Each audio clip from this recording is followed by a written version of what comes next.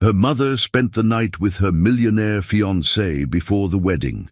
Her next move left the entire church in shocked silence. Hi, my beautiful family.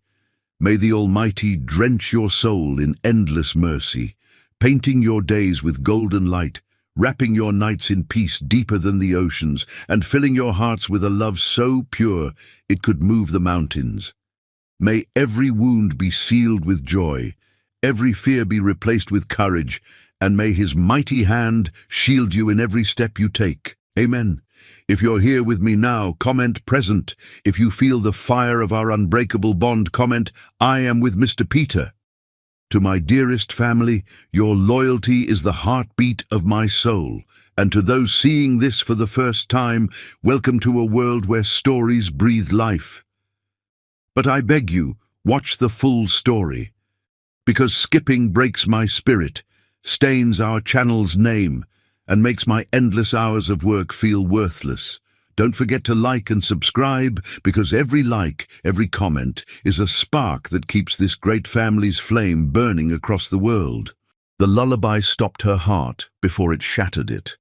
Annie Drews stood frozen in the darkened hallway of her childhood home, her wedding shoes in one hand, her phone's flashlight in the other.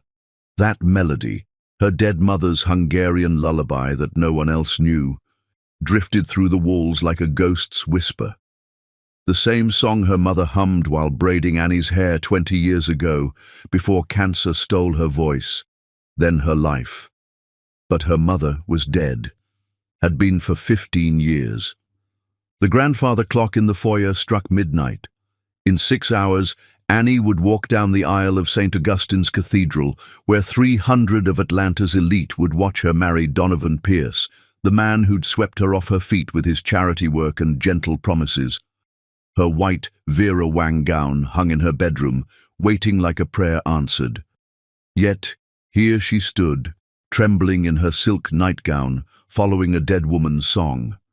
The melody grew stronger as she approached the guest room, Micah's room. Her stepmother had insisted on staying the night before the wedding, claiming it was tradition for family to surround the bride. Annie had reluctantly agreed, despite the cold distance between them since her father's death 2 years ago. Strange sounds accompanied the lullaby now, rustling fabric, whispered words, something rhythmic and wrong. Annie's hand trembled as she reached for the doorknob. The antique crystal handle her father had installed throughout the house felt like ice against her palm. She turned it slowly, silently. The door opened a crack. The moon poured through the guest room's bay windows, casting everything in silver and shadow. What Annie saw in that ethereal light would forever change the geography of her heart. Micah was in bed, her body moving in ancient rhythm. But it wasn't just Micah's presence that sent bile rising in Annie's throat. It was what she wore, her mother's wedding dress, the one Annie had searched for desperately after her mother's death, the one Micah swore had been donated to charity. The Hungarian lace glowed like betrayal in the moonlight, its pearl buttons catching the light with each movement. And beneath her, his face buried in her neck, was Donovan, Annie's fiancé, the man who'd held her as she cried on the anniversary of her father's death, who'd promised to honor her parents' memory, who'd knelt in her father's rose garden just 3 months ago and sworn she was his first and only love. The lullaby continued. Micah was humming it while she destroyed Annie's world. God, you feel better than her, Donovan groaned, his voice thick with pleasure. 20 years old and still acts like a virgin princess. Won't even let me touch her properly until the wedding night. Micah's laugh was poison honey. My stepdaughter always was too proud, just like her father, thinking they're better than everyone. Well, look who's beneath me now. The wedding's in 6 hours, Donovan said, not stopping his movements. Think you can pretend to cry during the ceremony? Please. I cried perfectly at her father's funeral, didn't I? No one suspected a thing about the digitalis in his heart medication. Slow, untraceable, looked exactly like his heart condition worsening. Micah arched her back. By our first anniversary, little Annie will have a tragic accident. All that inheritance money will be ours. Ours, I thought, Did you really think I'd let you have it all? We're partners, baby. Have been since the day I pointed you toward her at that charity gala. The grieving heiress, I called her, ripe for the taking. Annie's phone slipped from her numb fingers, hitting the carpet with a soft thud. Both heads turned toward the door. Annie didn't run, didn't scream. She bent down, picked up her phone, and took 3 photos in rapid succession. The flash illuminated their shocked faces, her mother's dress, the tangle of their guilt. "Annie!" Donovan started, scrambling for sheets. She turned and walked away, her bare feet silent on the hallway runner her mother had chosen 25 years ago. Behind her, she heard crashes, panicked voices, Micah screaming her name. Annie went to her room and locked the door. Her hands steady now, she opened her laptop and uploaded the photos to 3 separate cloud services. Then she called Isaiah. Her younger brother answered on the second ring, voice groggy. "Annie?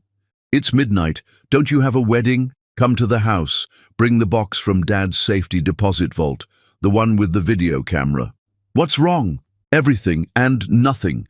For the first time in 2 years, Isaiah, nothing is wrong anymore. I finally see the truth." She hung up and stared at her wedding dress. 6 hours until the ceremony. 6 hours to prepare the perfect revelation. Donovan pounded on her door. "Annie, please, let me explain. It's not what you think." She put on her noise-canceling headphones and began to write. Each word was a blade, sharpened by betrayal and aimed at hearts that deserved no mercy. She wrote about her mother's missing dress, her father's suspicious death, the midnight betrayal on the eve of her wedding. By the time Isaiah arrived at 3 a.m., Annie had her plan. He brought the video camera their father had used to record family moments, including his final message to his children, a message where he'd warned them to watch Micah carefully and protect each other from those who would hurt you for money. "What are you going to do?" Isaiah asked, his young face hardened by what she'd told him. "I'm going to get married," Annie said, applying her makeup with practiced precision. "Or at least, I'm going to attend my wedding." St. Augustine's Cathedral had never seen a more beautiful bride or a more explosive revelation. Annie walked down the aisle in her pearl-white gown, her face serene as a Madonna, her steps measured as a funeral march. Donovan waited at the altar, his relief visible when he saw her coming. Micah sat in the front row wearing a navy dress, not black, which would have been too obvious, dabbing at her eyes with a lace handkerchief that had belonged to Annie's mother. The church was packed. 300 guests from Atlanta's high society, business leaders who'd worked with her father, charity organizers who knew her mother, young philanthropists who admired Donovan's supposed humanitarian work. Father Martinez began the ceremony with practiced warmth. "Dearly beloved, we are gathered here today." "Father," Annie interrupted, her voice carrying like a bell through the vaulted ceiling. "Before we begin, I have something to share." She turned to face the congregation, pulling a small remote from her bouquet.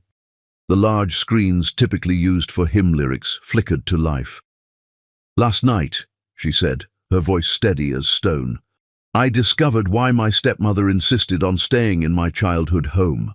She wanted to be close to someone she loves." The first photo appeared. Micah in Annie's mother's wedding dress, on top of Donovan.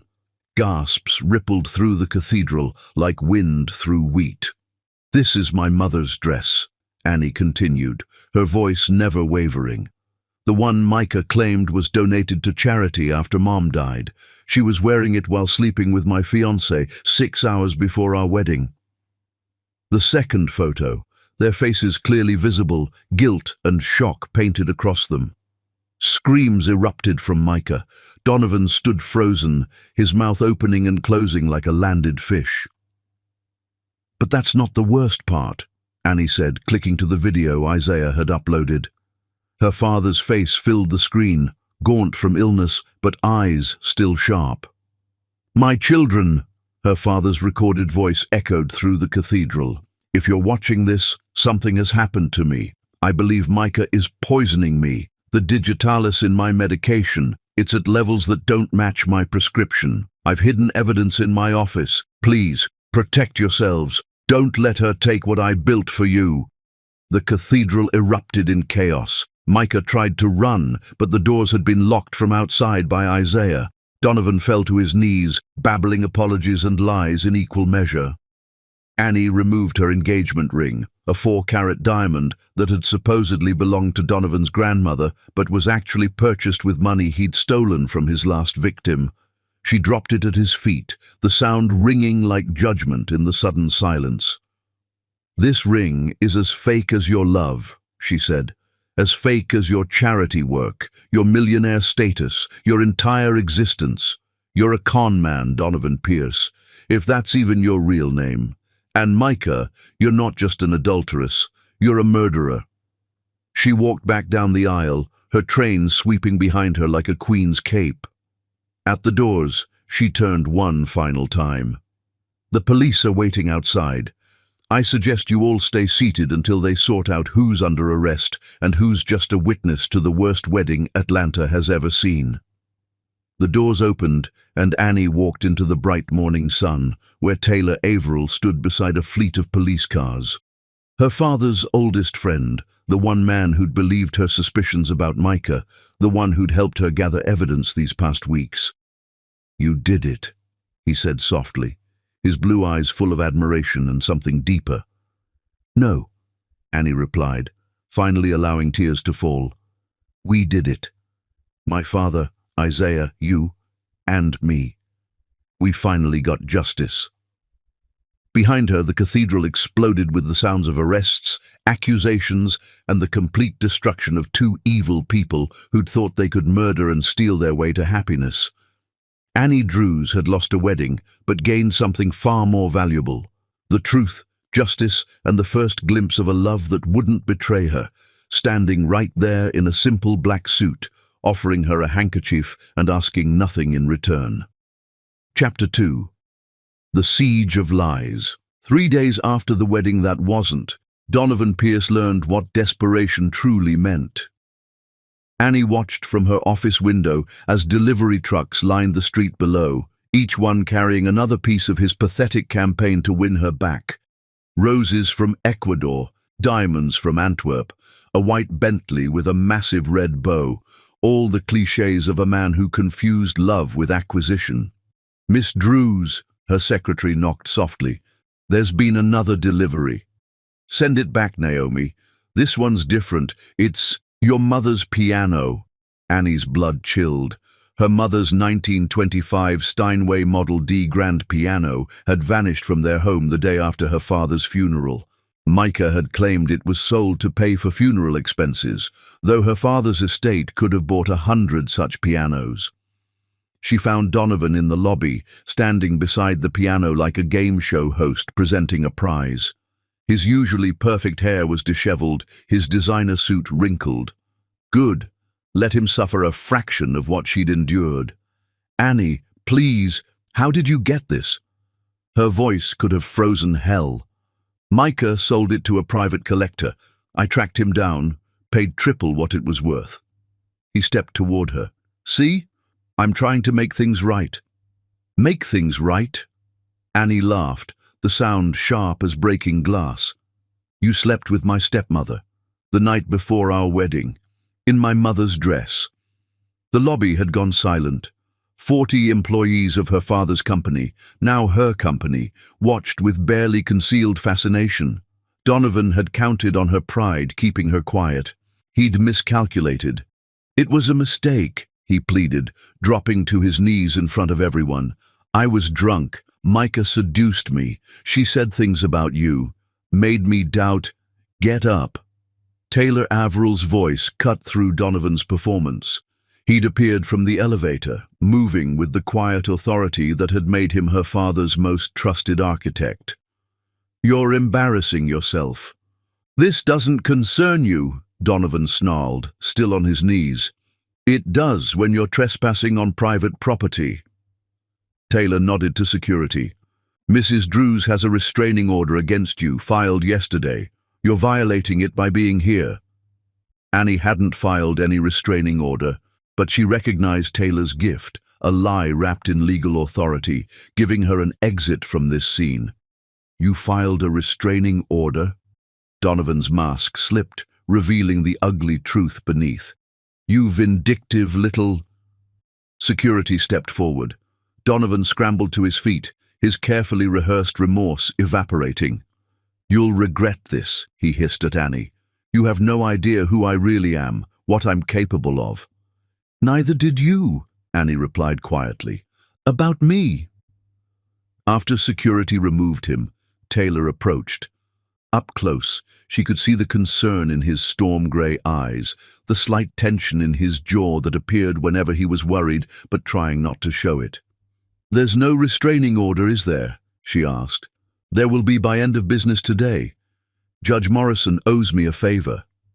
He paused. Your father asked me to look after you if anything happened to him.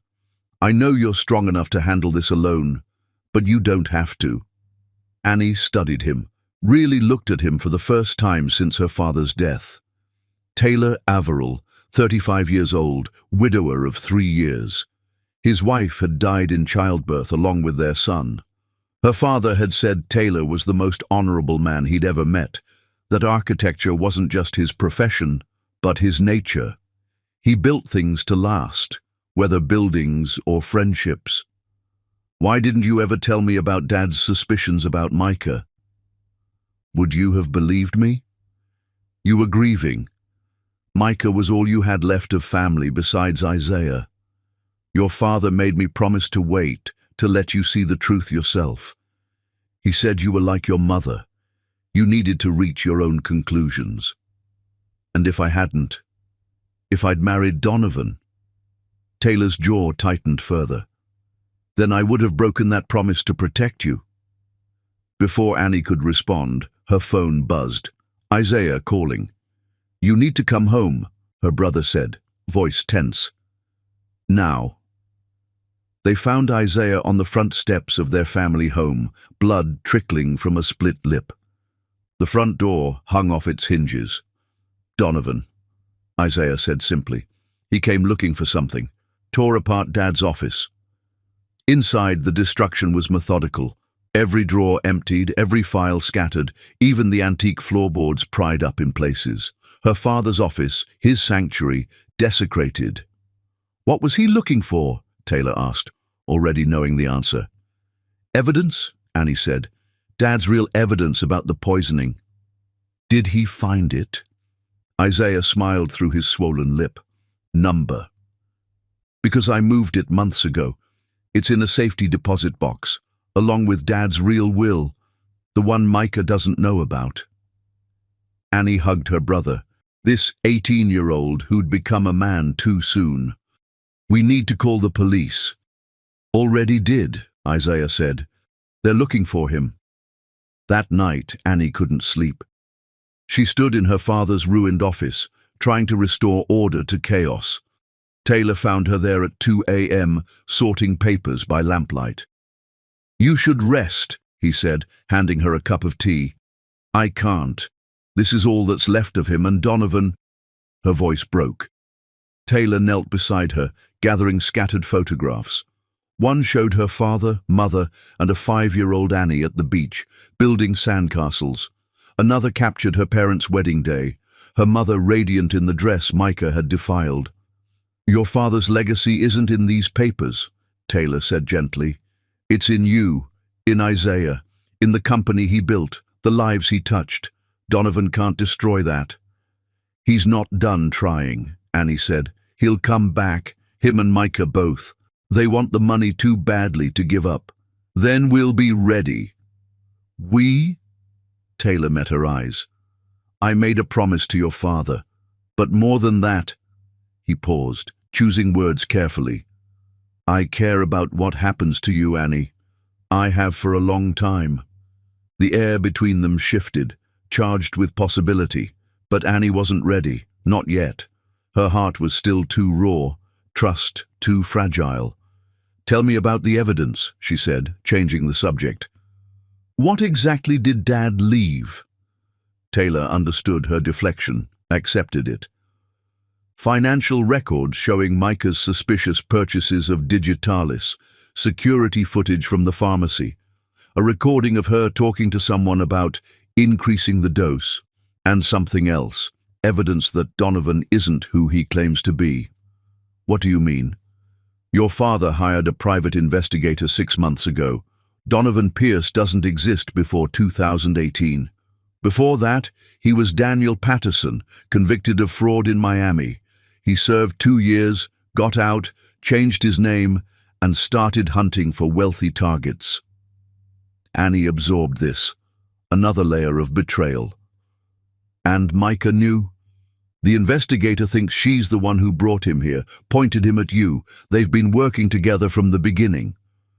The next morning brought new horrors. Annie arrived at the company to find reporters everywhere. Someone had leaked the wedding footage to the media. "Iris exposes cheating groom at altar," screamed the headlines. Photos of Micah in her mother's dress were trending on social media. But worse was the counter-narrative Donovan was spinning. He'd given an exclusive interview claiming Annie was mentally unstable, that she'd fabricated everything out of jealousy over his friendship with her stepmother. He painted himself as the victim of a spoiled rich girl's tantrum. "He's trying to destroy your credibility," Taylor said, watching the interview in her office. "If he can convince people you're unstable, it'll be harder to prove the murder allegations against Micah. Then we need to move faster." Annie turned to Isaiah. "Get Dad's evidence. All of it. We're going to the FBI today." "Annie," Taylor warned, "once you start this, there's no going back. Micah will fight with everything she has." "Good," Annie said, steel in her voice. "So will I." That afternoon, as they prepared to leave for the FBI office, Annie's phone rang. Unknown number. "Hello, stepdaughter." Micah's voice purred through the speaker. "I have nothing to say to you." "Oh, but you'll want to hear this. I have something that belongs to you. Or should I say, someone." Annie's blood froze. She looked around the room. Taylor was there, Isaiah. "Check on Naomi," she whispered to Taylor. He ran from the room. "She's pretty, your secretary," Micah continued. "So loyal, refusing to tell me where you keep your father's evidence, but everyone breaks eventually. If you hurt her, meet me tonight, alone. The old warehouse on Riverside Drive. Bring all of your father's evidence, or sweet Naomi learns what happens to people who inconvenience me. Just like your father did." The line went dead. Taylor returned, face grim. "Naomi never came back from lunch. Security footage shows her being forced into a van." Annie stood, decision made. "Call the FBI. Tell them everything. I'm going to that warehouse." "Not alone," Taylor said firmly. "She said—" "I don't care what she said. Your father asked me to protect you. I'm not letting you walk into a trap alone." Isaiah stepped forward. "Neither am I." Annie looked at these two men, her brother, blood of her blood, and Taylor, who'd been silently guarding her for years. Maybe she wasn't alone after all. Maybe she never had been. "Then we go together," she said, "and we end this tonight." Chapter 3. The Blood Testimony. The warehouse squatted against the Atlanta skyline, like a wound against the sunset, its broken windows watching Annie's approach with dead eyes. She entered alone, as demanded, but Taylor and Isaiah waited in the shadows outside with FBI agents. The wire taped to her ribs felt like armor made of hope. Every word Micah said would be recorded, transmitted, preserved as evidence. The interior reeked of rust and decay. Moonlight leaked through holes in the roof, creating pools of silver among the shadows. Annie found them in the center of the vast space, Naomi tied to a chair, duct tape across her mouth, and Micah standing behind her with something glinting in her hand. A syringe. "Punctual as always," Micah said, her voice echoing. "Your father's greatest weakness, his predictability. Every morning the same breakfast, every evening the same medications. made it so easy to add a little extra to his routine. "Let Naomi go. This is between us." "Us?" Micah laughed. "There is no us, darling. There never was. You were just an obstacle between me and what I deserved. Do you know what it's like, spending 15 years playing nursemaid to a dying woman, then stepmother to her brat? You were my mother's nurse." Annie had never known this. "Oh yes, hired to care for her in those final months. I watched her waste away, listened to her talk about her precious Annie, her devoted husband. All that money, and for what? They were going to waste it on charity, on you, on everyone but the person who actually earned it by enduring their sanctimonious presence." The syringe glinted as Micah pressed it against Naomi's neck. "Your mother was supposed to die quicker, but she was stubborn, just like your father, just like you. You killed my mother too. Morphine overdose. Everyone expected it. Terminal cancer patient. The pain unbearable. One night I simply helped her along. Your father never suspected. He was so grateful for my compassion during his wife's final days that he married me 2 years later." Annie's hands shook, but she kept her voice steady. The FBI was recording everything. "And Donovan, where does he fit?" "My nephew," Micah said casually, the revelation landing like a bomb. "My sister's boy. Changed his name so many times running from his cons that even he forgets who he really is sometimes. I brought him here specifically for you. Groomed him with everything you'd want. Charitable, handsome, patient. The perfect trap for a grieving daughter. Your nephew." Annie tasted bile. "I was going to marry your nephew." "Keep it in the family, as they say." Micah's smile was vicious. The plan was simple. Marry you, wait a year, tragic accident. Maybe a car crash, maybe a fall downstairs. Donovan would inherit as your widower. We'd split the money and finally get what we deserved for all those years of smiling and pretending to care. Where is he now? Running, probably. The coward lost his nerve after your little church performance. But he'll be back. He always comes crawling back to Auntie Micah. Annie took a step forward. "The FBI knows everything. They have my father's evidence. You're done, Micah." "Evidence?" Micah's laugh was shrill. "You mean those papers Isaiah hid? I found them weeks ago, destroyed them. There's nothing linking me to your parents' deaths." "You're wrong." Isaiah's voice rang out as he stepped from the shadows, despite the plan for him to stay hidden. In his hands was a laptop. "Dad was smarter than you thought." Micah's hand tightened on the syringe. "Stay back." "He uploaded everything to the cloud," Isaiah continued, standing just outside of lunging distance. "Every document, every recording, every piece of evidence. It's all backed up, replicated across servers. You destroyed paper, Micah. You can't destroy the truth." "You're lying." Taylor emerged from another shadow, phone in hand. "The FBI has been listening to every word. They have your confession about murdering Mrs. Drews, Mr. Drews, and conspiracy to murder Annie. It's over." For a moment, Micah's mask finally cracked completely.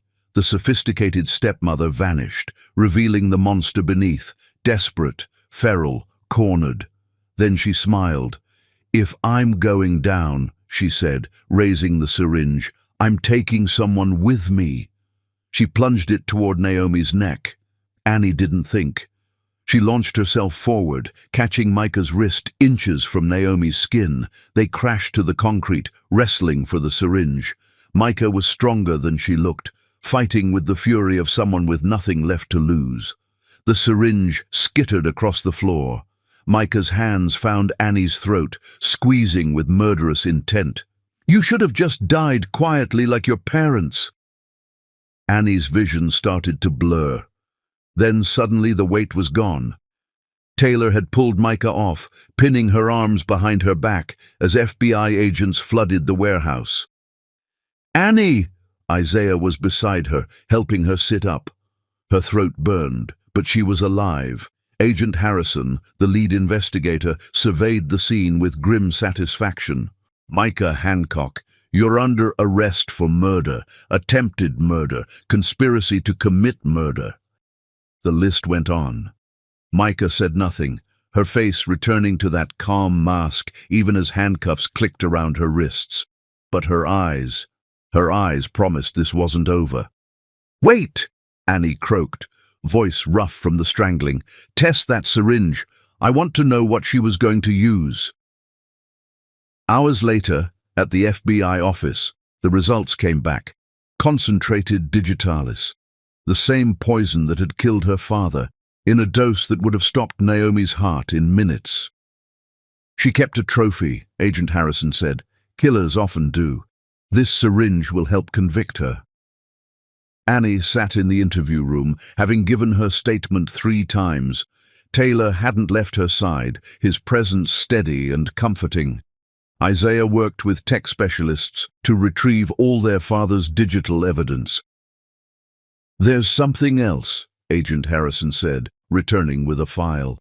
"We picked up Donovan Pierce, or should I say Clint Hancock, at the airport. He was trying to flee to Costa Rica.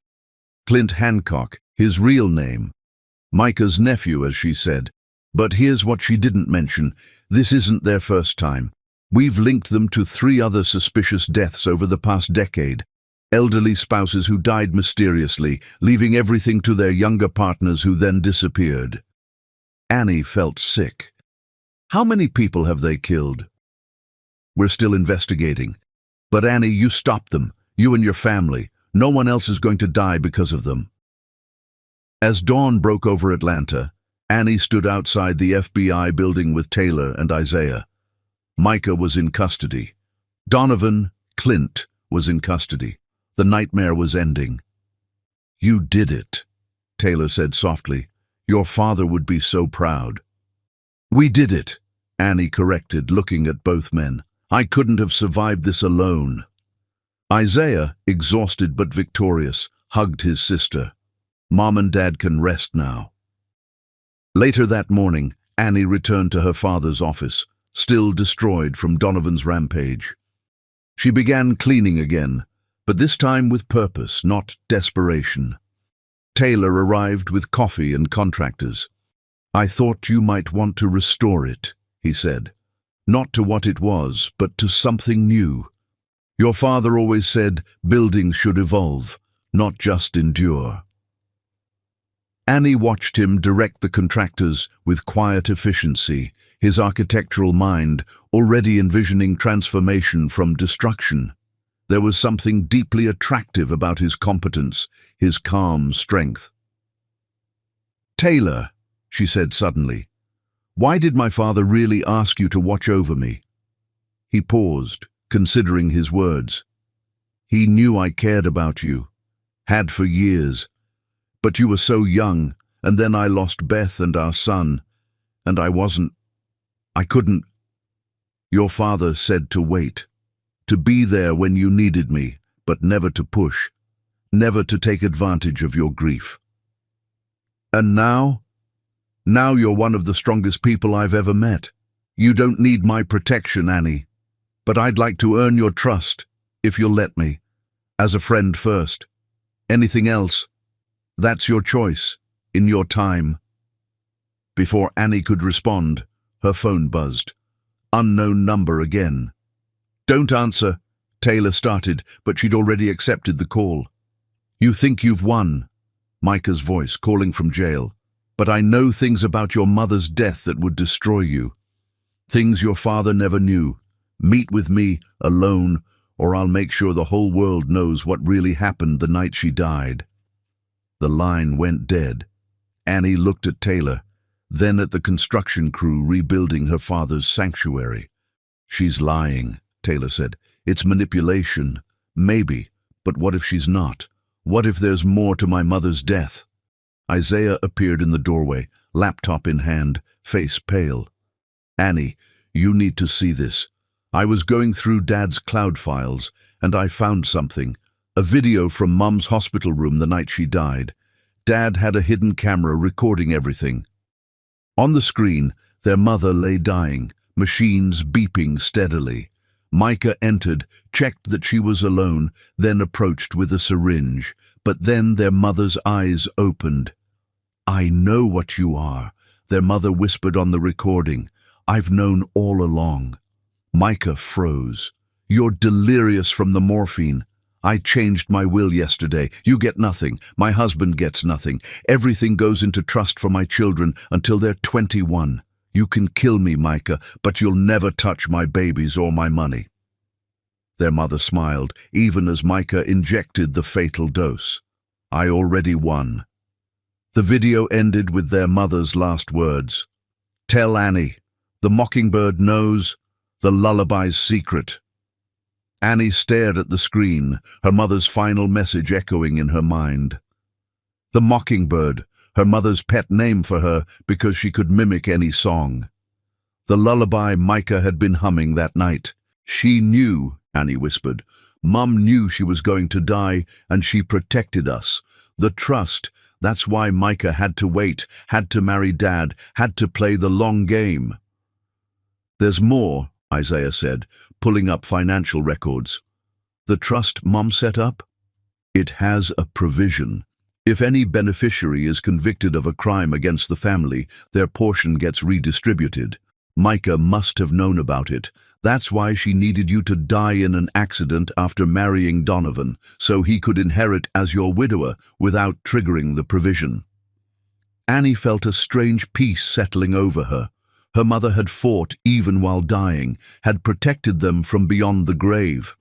"I need to see Micah," she decided, "one last time, to tell her that Mom won, that she knew everything." "Not alone," Taylor said firmly. "No," Annie agreed, looking at the two men who'd become her foundation. "Never alone again." Chapter 4. The Calculated Response. The visiting room at Fulton County Jail smelled of industrial disinfectant and despair, a combination that seemed to seep into Annie's clothes within seconds of entering. Micah sat behind reinforced glass, orange jumpsuit hanging loose on her frame. Without her designer clothes and carefully applied makeup, she looked smaller, older, ordinary evil instead of sophisticated malice. "No lawyers?" Micah asked through the phone, her voice tinny through the connection. How refreshingly naive. Annie placed a tablet against the glass, pressing play on her mother's final video, watched Micah's face as her mother's words echoed through the tiny speaker. "I know what you are. You can kill me, Micah, but you'll never touch my babies or my money." For the first time since Annie had known her, Micah looked genuinely shocked. "She knew," Annie said simply. "My mother knew everything, and she still won." Micah's composure cracked like ice in spring. "That's impossible. She was barely conscious those last days." "She was conscious enough to change her will, to set up the trust, to ensure you'd never get a penny unless you played by rules you couldn't win." Annie leaned forward. "You killed her for nothing. You killed my father for nothing. You destroyed lives for absolutely nothing. Where did you get that video?" "My father recorded everything in those final days. He suspected something was wrong but couldn't prove it. Now we can." Annie stood to leave. "Enjoy life in prison, Micah. However long that is." "Wait." Micah's desperation bled through. "Don't you want to know the whole truth about your precious mother?" Annie paused at the door. "I know the truth. She was dying of cancer, and you murdered her anyway. There's nothing else to know." "She had an affair." The words hung in the air like poison. Annie turned slowly. "You're lying." 6 months before her diagnosis, with Taylor Averill's brother, Christopher. Your father never knew. But I did.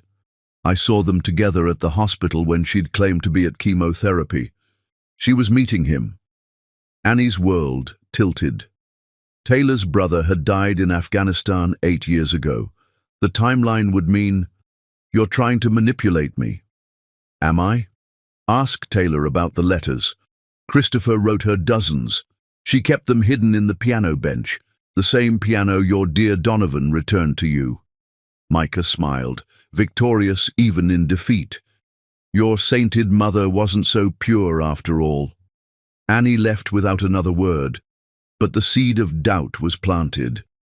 She found Taylor at her father's company, reviewing architectural plans for the new children's hospital her father had commissioned before his death.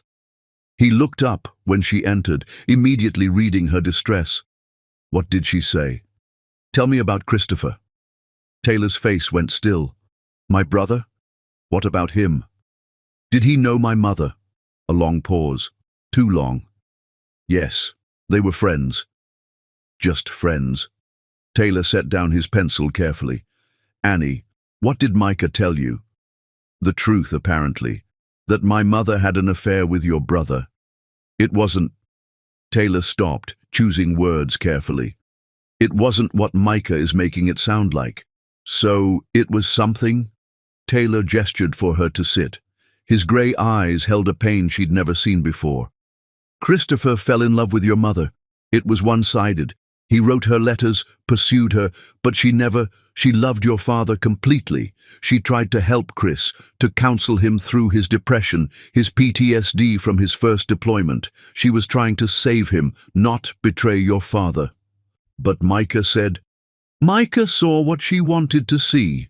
Chris meeting your mother at the hospital because he was in psychiatric treatment there, not because they were having an affair. Your mother was volunteering in the mental health ward.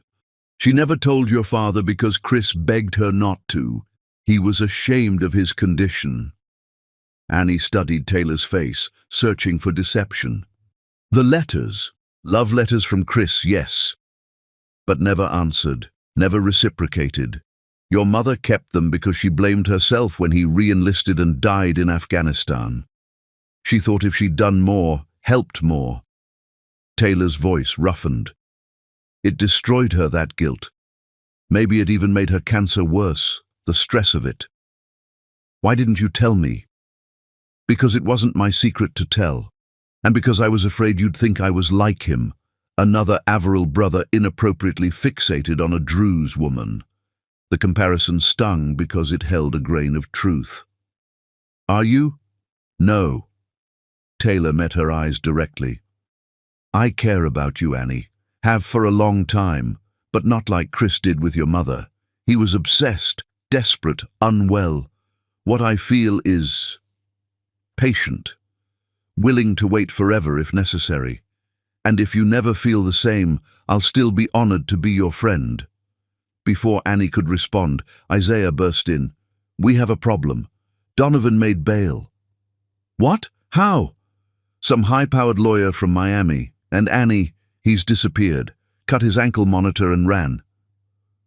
That night, Annie couldn't sleep. She sat at her mother's piano, lifting the bench seat. Inside, wrapped in silk, were the letters. Christopher's handwriting was erratic, passionate, pleading. Elena, you are the sun in my darkness. Without you, I have no reason to continue. Please, just one word of encouragement.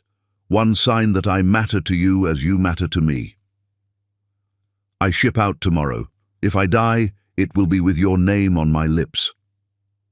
And at the bottom, one letter in her mother's hand. Never sent. Christopher, you need help I cannot give. Professional help. I care about you as a friend, as Taylor's brother, but I cannot be what you need. I love my husband. I love my children. Please, for your family's sake and mine, get help. I'm begging you. Elena. Annie was crying when Taylor found her, surrounded by the letters. She tried to save him, Annie whispered. She tried to save everyone. It's who she was. Taylor sat beside her on the piano bench, careful not to touch her. Chris was sick, Annie. Bipolar disorder complicated by PTSD. He refused medication, refused therapy. Your mother was his last hope, and when she couldn't reciprocate his feelings, he re-enlisted to die. Suicide by combat, the psychiatrist called it. They sat in silence, the weight of old pain and new understanding between them. I'm sorry, Annie finally said, for suspecting you, for believing Micah even for a moment. She's good at finding wounds and pouring salt in them. It's how she survived this long. Annie's phone buzzed. Unknown number. She almost didn't answer, then recognized the area code. Miami. "Hello, beautiful." Donovan's voice was different, harder, the mask completely gone. "Miss me? Where are you?" "Closer than you think. Look outside."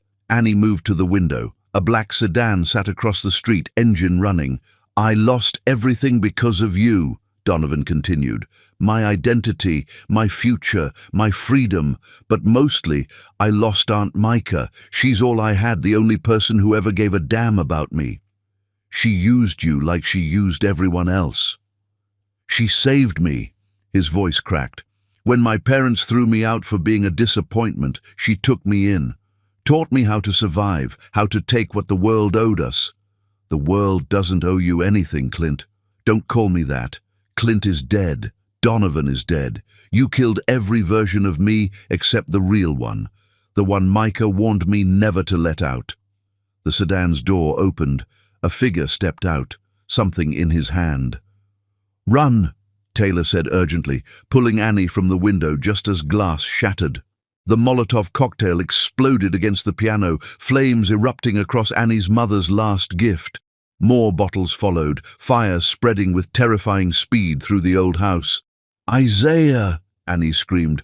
"Already out!" Her brother's voice came from the hallway. "Backstairs, now!" They ran through smoke and heat, Taylor leading them toward safety. Behind them, Annie heard Donovan laughing through the phone she still clutched. "Everything you love burns tonight, Annie. Your house, your memories, your future. Just like you burned mine."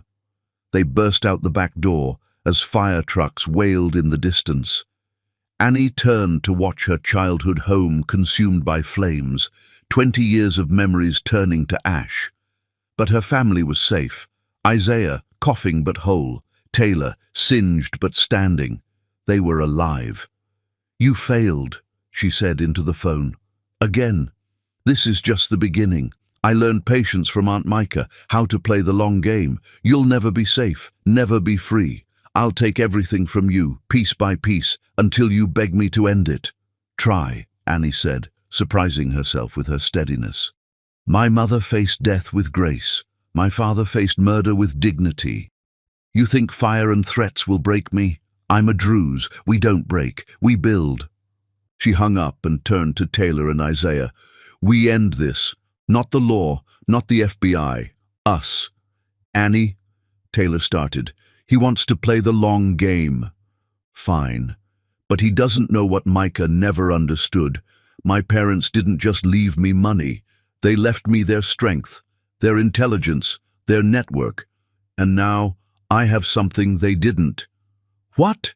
Isaiah asked. Annie looked at the burning house, then at the two men beside her. "I have you, both of you, and together we're going to destroy Donovan Pierce so completely that he'll wish he'd never heard the name Druze." Fire reflected in her eyes as she made the promise. Behind them, her childhood home collapsed, but Annie didn't look back. She was done looking back. The war had begun. Chapter 5.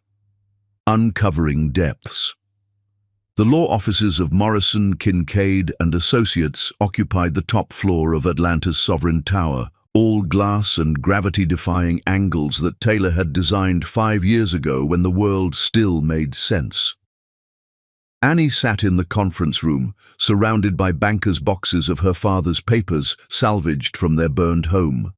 Most were water-damaged from the firefighters' efforts, but Isaiah had been smart. Everything important was digital, backed up in triplicate. "Your father was paranoid," said James Morrison, her father's attorney and oldest friend. "Thank God for that." He spread documents across the mahogany table. 3 weeks before his death, he restructured everything. The company, the estates, the investments, all in an ironclad trust. Micah can't touch it, even if she somehow beats the murder charges. "She won't beat them," Annie said firmly. "No, she won't. But that's not why you're here." Morrison pulled out a red folder marked with her father's personal seal. He left instructions that this was only to be opened if both he and your mother were gone, and only if you suspected foul play. Inside was a single sheet of paper and a key. My dearest Annie. The letter began in her father's precise handwriting. If you're reading this, then my worst fears have come true. I've suspected Micah for months now, but suspicion isn't proof. The key belongs to a storage unit. Morrison has the address. Inside, you'll find everything I've gathered. But more importantly, you'll find the truth about who Micah really is. She's not just a killer, my darling. She's something worse. She's part of a network, a group that targets wealthy families. They share information, techniques, victims. Donovan isn't her nephew, he's her accomplice, trained by the same people. I hired private investigators across the country. What they found will horrify you, but you need to know. You need to understand the size of what you're fighting. Be careful, my brave girl. Be smart. And remember, your mother and I loved you more than life itself. Dadu. Annie stared at the key. A network. Morrison nodded grimly. Your father showed me some preliminary findings. At least 12 suspicious deaths over the past 15 years, all following the same pattern. Nurse or caregiver marries patient or patient's spouse, inheritance follows, then death. And the authorities? Different states, different jurisdictions. Nobody connected the dots until your father started looking. That afternoon, Taylor and Isaiah accompanied Annie to the storage unit in an industrial district outside Atlanta. The space was climate-controlled, meticulously organized, her father's mind preserved in filing systems. Jesus, Isaiah breathed, taking in the walls covered with photographs, newspaper clippings, and connection webs drawn in her father's hand.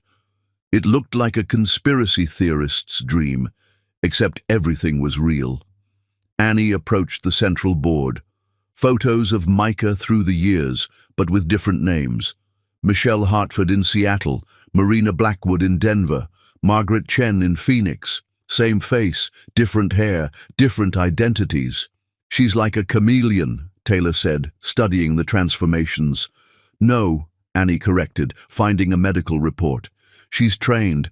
Look at this. She has real nursing credentials from 15 years ago, before any of the suspicious deaths. She learned how to heal so she could learn how to kill. Isaiah was at another board.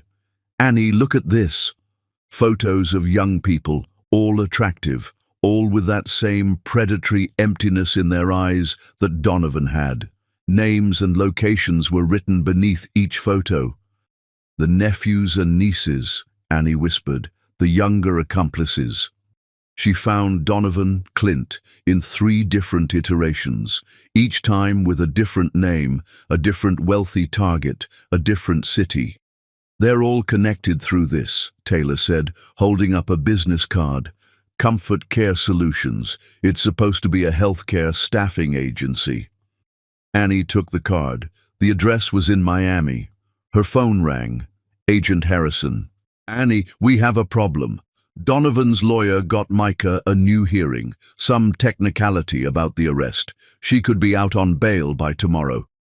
That's impossible, she confessed. Her lawyer's claiming coercion, says you set her up, that she was defending herself. And Annie? The judge assigned to the case just recused himself. His replacement is Judge Patricia Chen. Annie's blood chilled. She looked at the board. Chen. Like Margaret Chen, one of Micah's identities in Phoenix. What? I'll call you back. She searched through her father's files frantically until she found it, a family tree he'd constructed. Patricia Chen, appointed to the bench 2 years ago, was Margaret Chen's daughter. They have people everywhere, Annie said, the scope of it overwhelming. Judges, lawyers, doctors. Then we can't trust the system, Taylor said quietly. We have to beat them another way. That night, Annie sat in Taylor's apartment, her temporary refuge since the fire. He'd given her his bedroom, taking the couch despite her protests. Isaiah was in the guest room, having refused to leave her side since Donovan's threat. She couldn't sleep, so she studied the files. Pattern after pattern emerged. The network always chose victims with estranged families, people whose deaths wouldn't be questioned too hard. They were patient, sometimes taking years to position themselves. "Except with us," she said aloud. Taylor appeared in the doorway, 2 cups of tea in hand. Even at 2 a.m., he looked put together, though she could see the exhaustion in the lines around his eyes. "What do you mean?" "My parents weren't estranged from anyone. They had friends, business associates, people who'd notice if something was wrong. So why target them?" Taylor sat beside her on the floor, surrounded by papers. "Maybe they got greedy. Your father's wealth was significant. Or maybe—" Annie pulled out a file she'd overlooked. Oh my God. It was a patient record from the hospital where her mother had been treated. The attending physician who'd recommended Micah as a private nurse, Dr. Patricia Chen. She was placed deliberately. The judge, "She's not Micah's daughter. She's part of the network. They've been planning this for over 15 years. Annie, my mother's cancer was real, but the opportunity it presented. They saw a dying woman with a wealthy husband and young children, the perfect long-term mark." Taylor's hand found hers. "We'll stop them." "How?" "They have judges, doctors, probably police. Donovan's out there somewhere. Micah will be free tomorrow. How do we fight something this big?" "The same way your father did, methodically, carefully. We document everything. And then we give it to someone they can't buy or threaten. The media, all of it, all at once, make it so big they can't contain it." Annie looked at him, this steady, brilliant man who'd stood by her through everything. "Why do you care so much? And don't say it's because of my father's request." Taylor was quiet for a long moment. "The day I met you, you were 17. Your father brought you to a construction site, the children's hospital. You were wearing a hard hat too big for your head, asking questions about load-bearing walls and foundation depths. So serious, so smart. I thought you were remarkable. I was a child. You were. Which is why I kept my distance, only saw you at formal events, only spoke when spoken to. But I watched you grow up, Annie. Watched you become this fierce, brilliant woman. When Beth died, when I lost everything, your father was there for me. But it was thoughts of you that kept me going. Not in an inappropriate way. Just knowing that there was still good in the world, still people worth protecting. And now? Now you're not 17. Now you're not grieving. Now you're this warrior goddess taking on monsters and I—" He stopped, pulled back. "I'm saying too much. You have enough to deal with without—" Annie kissed him. It wasn't desperate or passionate. It was certain, like coming home after a long journey. When they pulled apart, Taylor's eyes were wide with surprise. "I can't promise anything," Annie said. "Not with everything happening. I'm not asking for promises, I'm just asking to stand beside you, however you need me." A crash from the living room shattered the moment. They ran out to find Isaiah at the window, blood running down his arm. "He was here," Isaiah gasped. "Donovan, he threw something." A brick lay on the floor, a note tied to it. "Judge Chen sends her regards. See you in court, or maybe I'll see you tonight. Sweet dreams."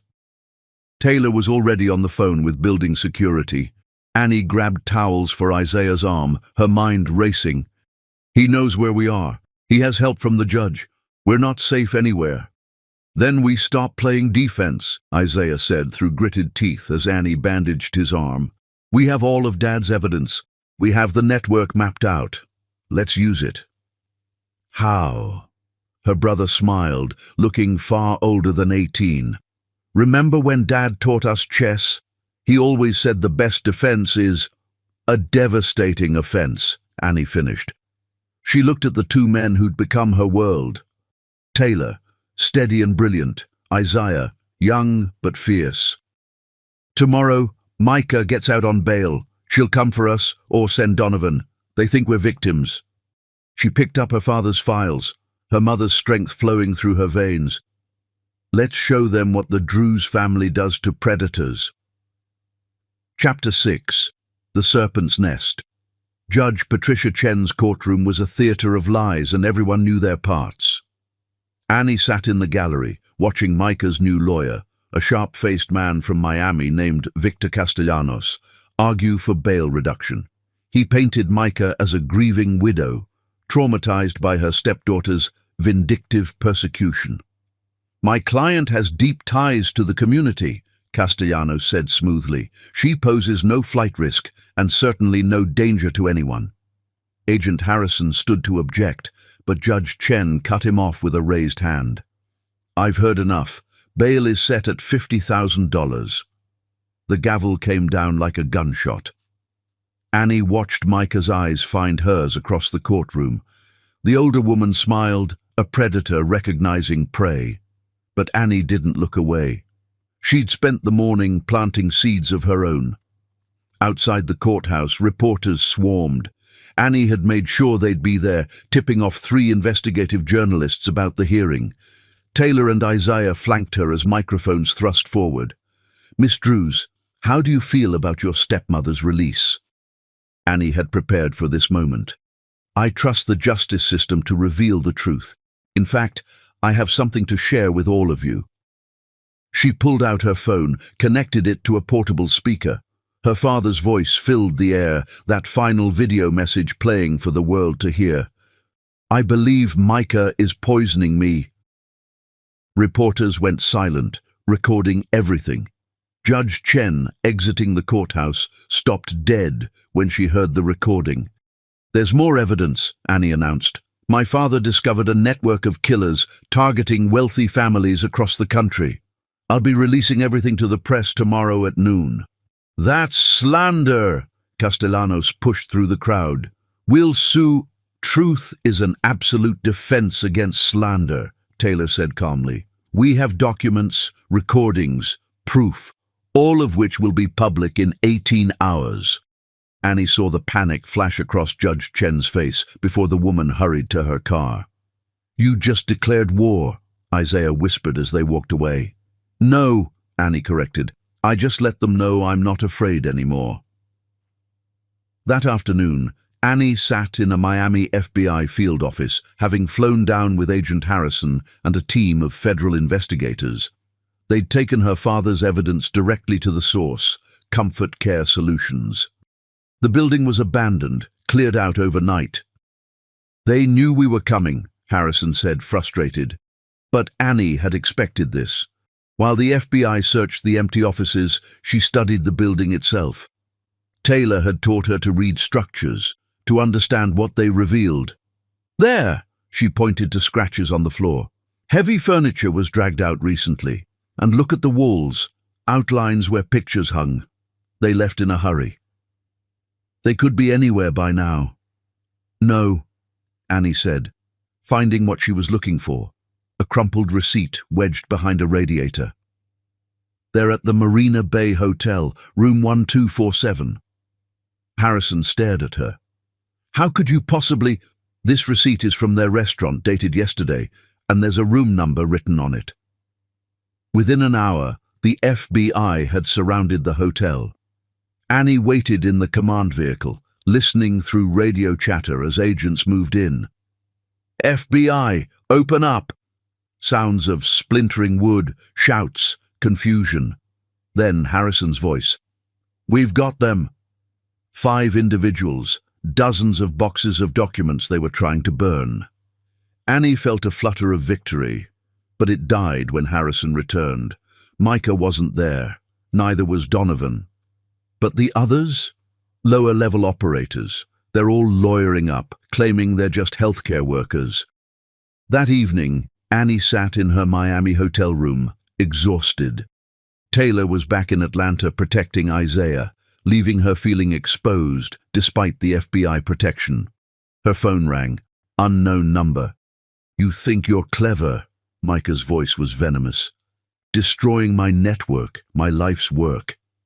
"Where are you, Micah?" "Close enough to watch you. That blue dress is lovely, by the way. Annie moved away from the window, fear spiking. The FBI can't protect you from what's coming.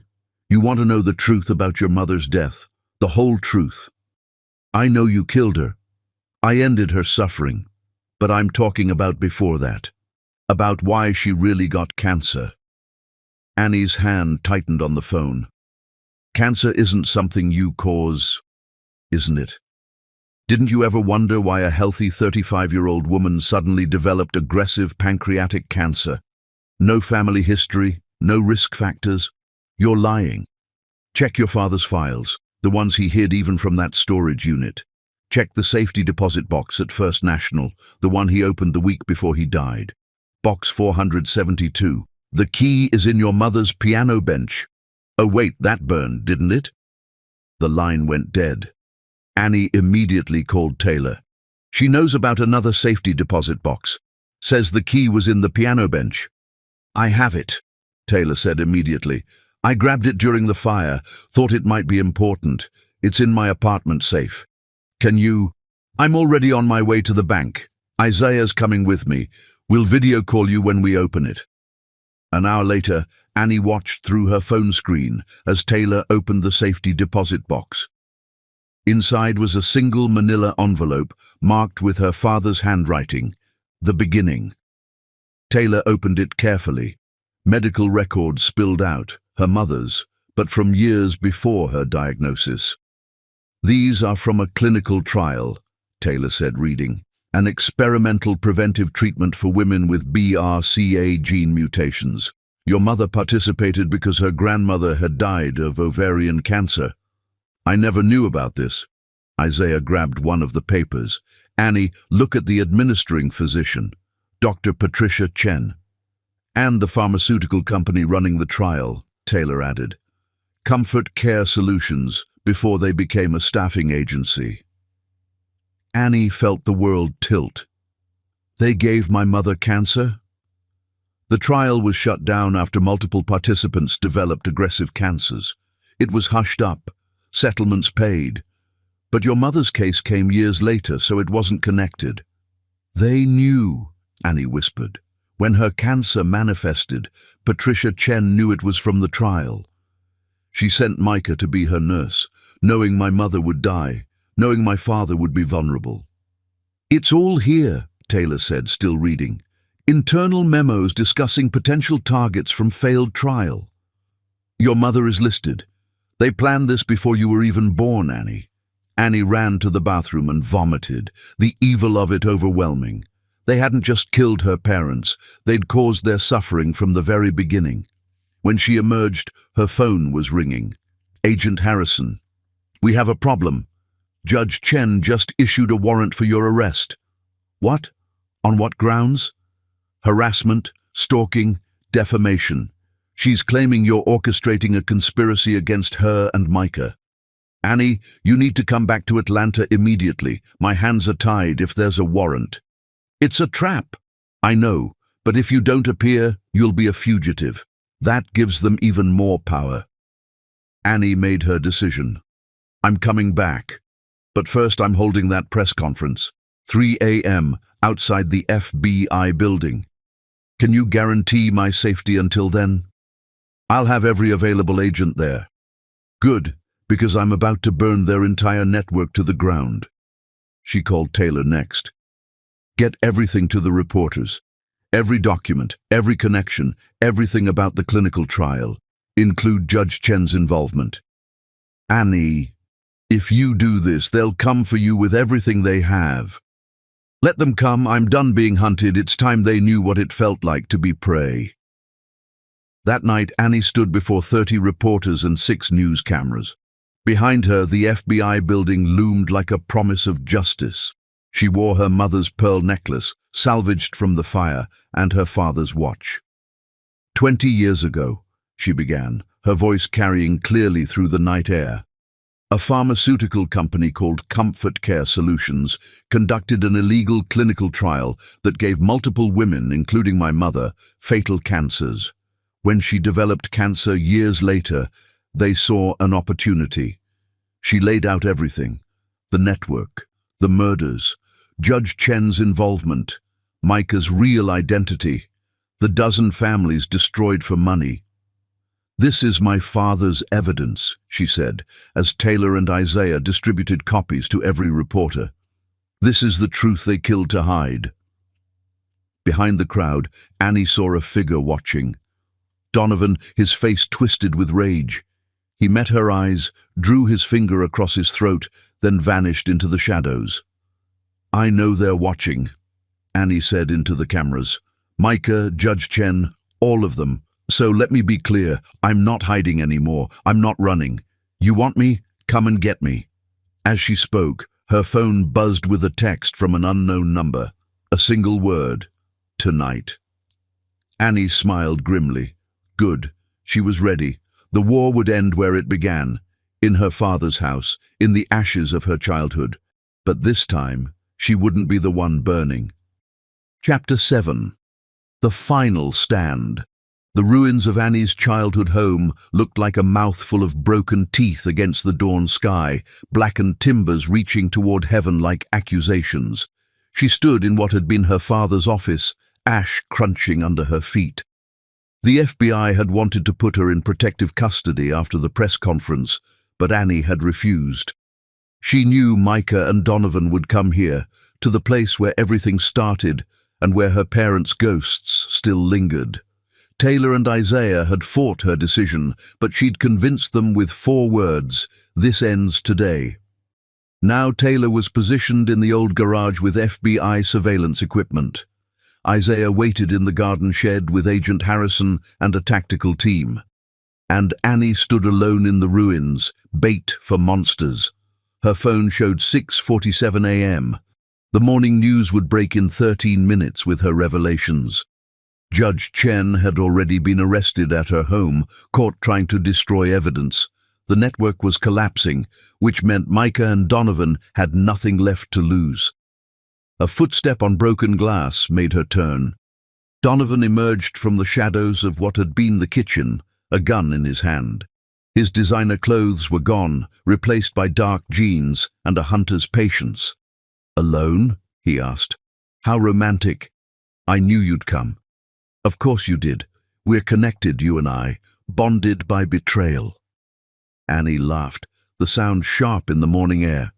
"We're nothing alike. Aren't we? Both of us lost everything. Both of us want revenge." He stepped closer, gun steady. "The only difference is, I'm going to get mine." "Clint, don't!" The gun swung up, aimed at her head. "That person is dead. You killed him when you exposed us, when you took away the only family I had. Micah used you. She never loved you. She saved me. When everyone else threw me away like garbage, she gave me purpose. She gave you victims." Another footstep, from behind this time. Micah appeared like smoke, her own weapon drawn, mother and nephew, or whatever twisted relationship they truly shared. "Hello, stepdaughter," Micah purred. "Enjoying your inheritance? What's left of it, anyway?" Annie stood perfectly still between them, fighting not to look toward the hidden cameras Taylor had installed, the microphones recording every word. "It was never about the money," Annie said. "No?" Micah circled her slowly. "Then what was it about?" "Justice. For my parents, for all the people you killed." 13, Micah said casually. "That's how many, if you're curious. Your parents made 15. Though technically Patricia killed your mother with that trial. I just expedited things." "Why? Why did you choose this life?" Micah's mask slipped, revealing something raw underneath. "You want my origin story? Fine. I was 7 when my mother married husband number 3. He liked little girls. Mother knew but needed his money. So I learned early that everyone uses everyone. The only choice is whether you're predator or prey. There are other choices. Are there? Your sainted mother participated in that clinical trial for money. They paid volunteers. Your father built his fortune by destroying competitors. Everyone's a killer, Annie. Some of us are just more honest about it. You're wrong. Am I? Then why did you lure us here? Why did you make yourself bait? Micah smiled. Because you want us dead. You want to watch us burn like your house burned. Annie felt the truth of it like a blade. She did want them dead. The realization should have horrified her, but it didn't. Yes, she admitted, I want you gone, but not like this. Then how? The sound of sirens cut through the morning air. Not distant, close, surrounding them. Donovan spun toward the sound. You called them! No, Annie said.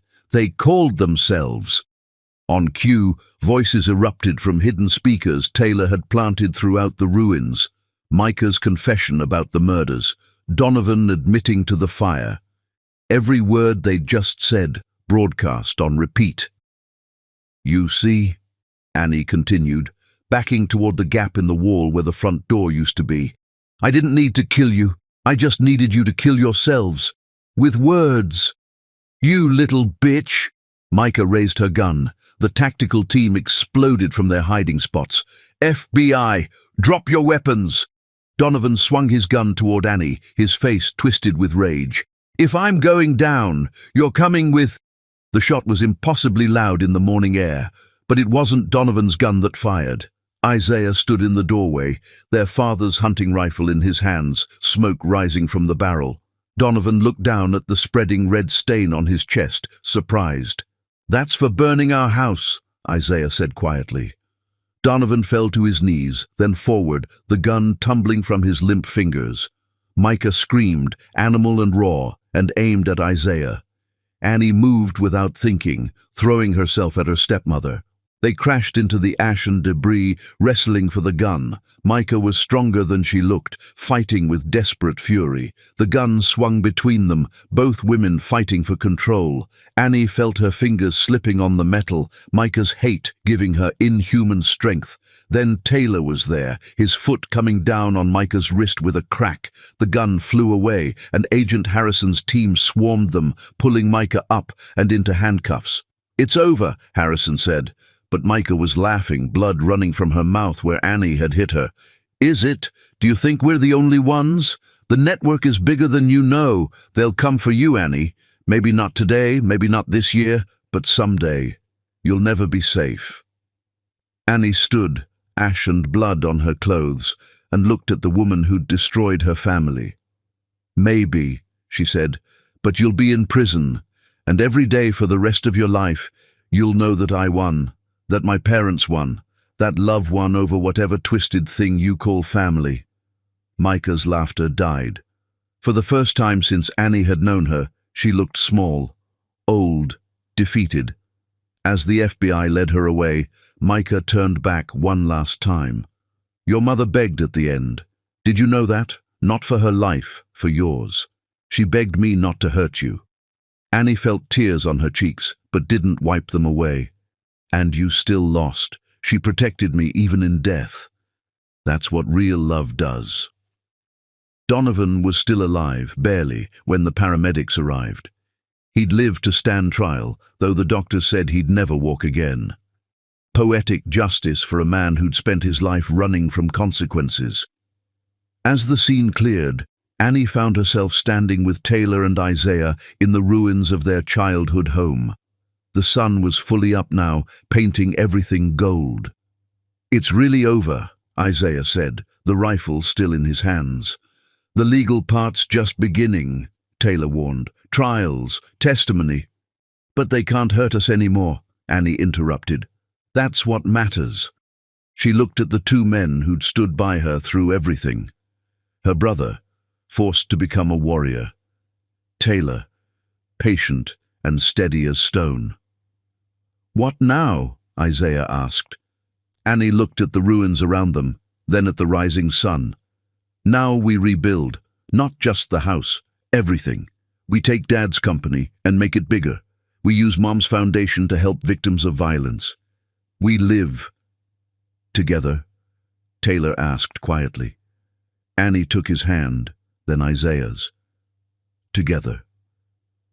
6 months later, the trials were over. Micah got life without parole for multiple murders. Judge Chen received 40 years for conspiracy and corruption. The network was dismantled, its members scattered to prisons across the country. Annie stood in the newly rebuilt house, in her father's restored office. The architecture was Taylor's, honoring the past while building toward the future. Isaiah was at Harvard now, pre-law, determined to become the kind of prosecutor who could spot predators before they struck.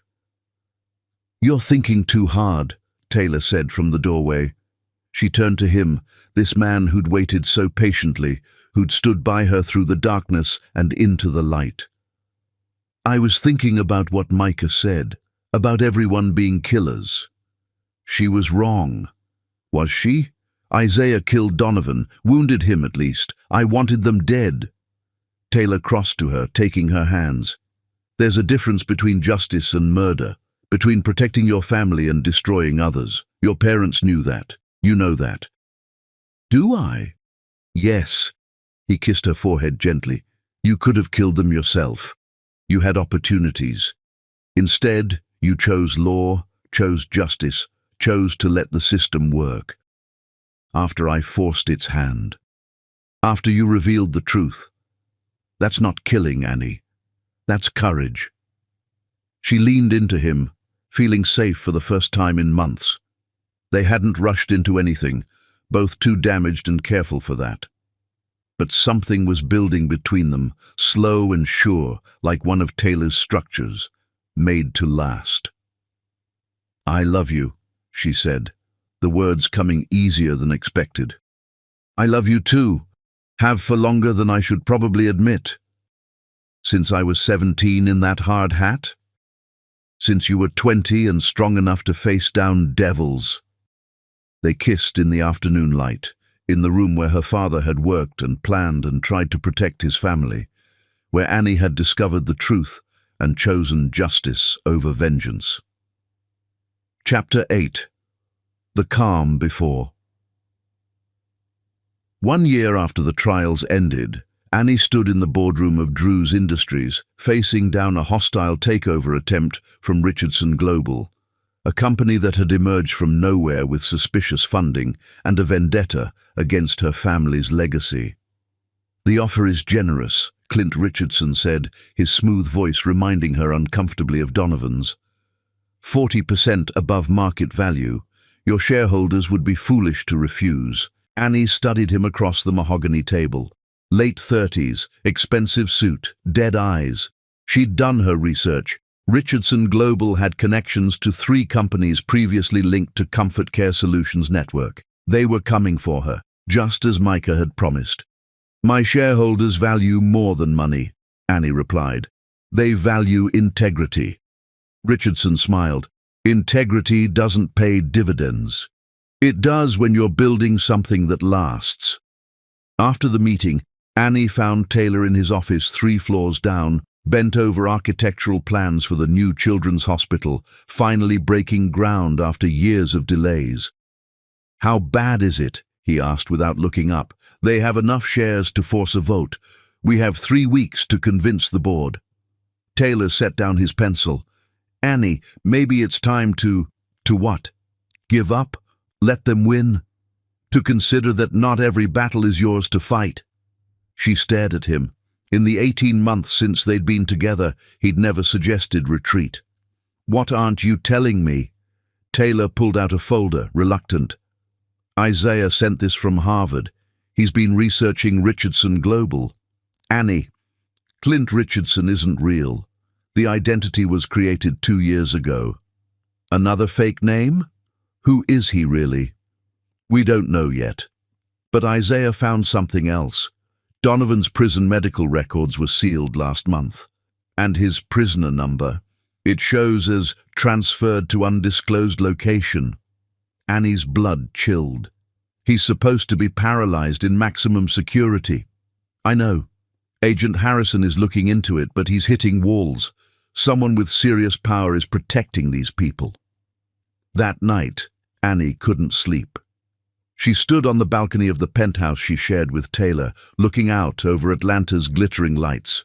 Somewhere out there, enemies were moving in shadows, planning her destruction. Her phone buzzed. Isaiah calling from Cambridge. "Don't say anything," her brother said immediately. "Just listen. I've been followed for 3 days. My apartment was searched while I was in class. They're looking for something. Come home." "No, I'm safer here with campus security. But Annie, I found something. Remember Dad's mention of the board in his final notes? It wasn't about company directors. It's a group, like a board of directors for the network, the ones who really run things." "Isaiah?" "Richardson is one of them. And Annie. I think Donovan was recruited by them. He's not paralyzed. The shooting was staged to get him out of prison." The line went dead. Annie immediately called back. No answer. She tried again, panic rising. Taylor found her frantically packing. "What's wrong?" "Isaiah's in trouble. We have to—" Her phone rang. Unknown number. "Missing someone." The voice was electronically distorted. "Your brother is safe, for now, but if you want him to stay that way, you'll stop investigating Richardson Global. If you hurt him—" "We don't want to hurt anyone, Miss Drews. We're business people, not killers. Well, not anymore. All we want is your company. Sign it over to Richardson, and Isaiah comes home safe. I need proof he's okay." There was shuffling, then Isaiah's voice. "Annie, don't—" The line cut off. Taylor was already on another phone with Agent Harrison, but Annie knew it wouldn't matter. These people had learned from Micah's mistakes. They wouldn't leave evidence. "I have to save him," she said. "We will, but not by giving them what they want." "Then how?" Taylor's eyes were steel. "By beating them at their own game."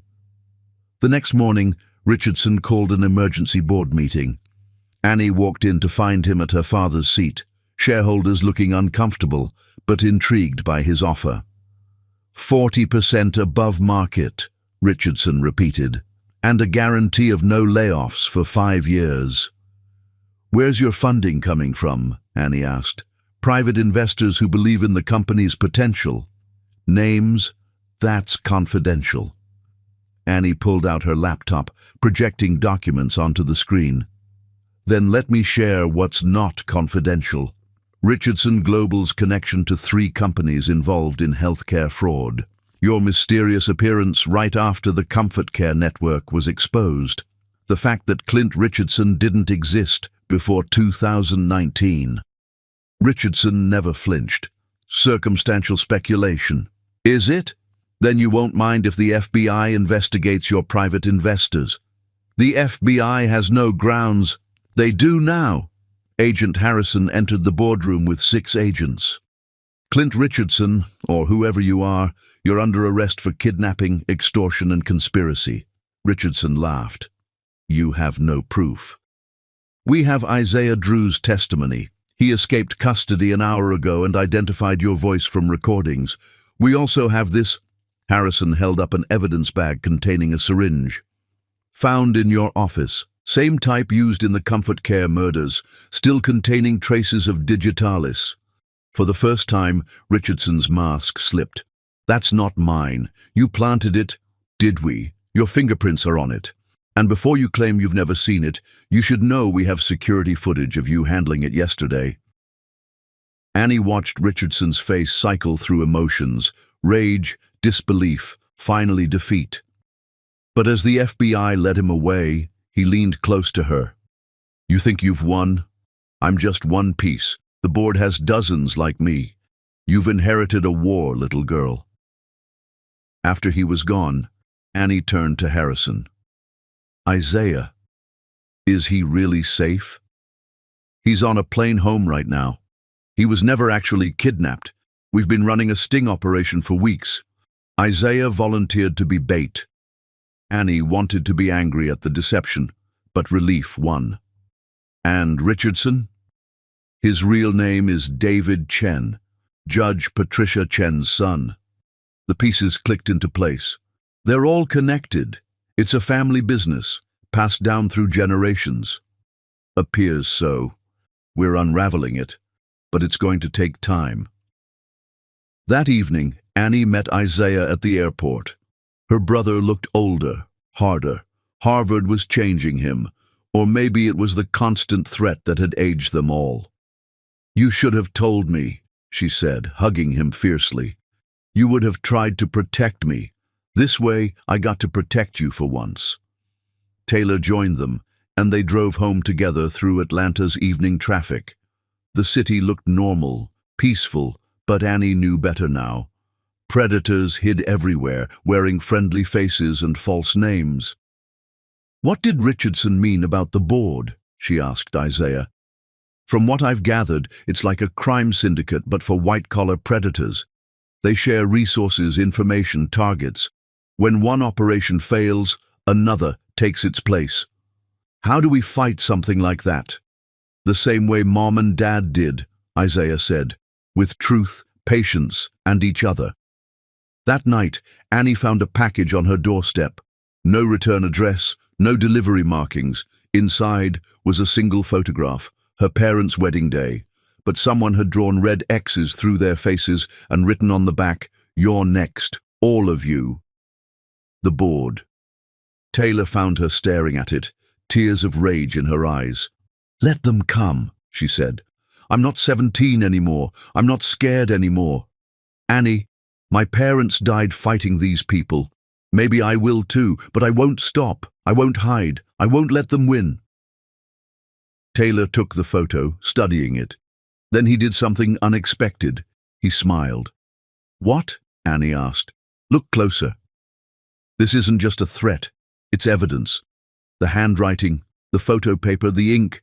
It's all traceable. They're getting sloppy, desperate. Or maybe they want us to think that. Either way, we use it.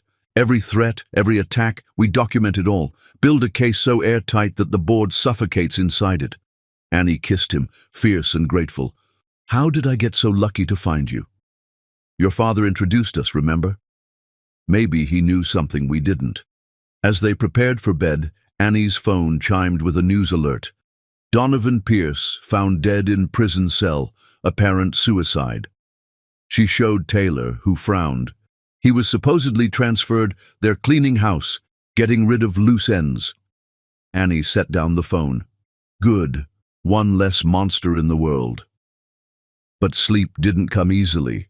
Somewhere in the darkness, the board was planning their next move, and Annie knew this war was far from over. Chapter 9. The trap is set.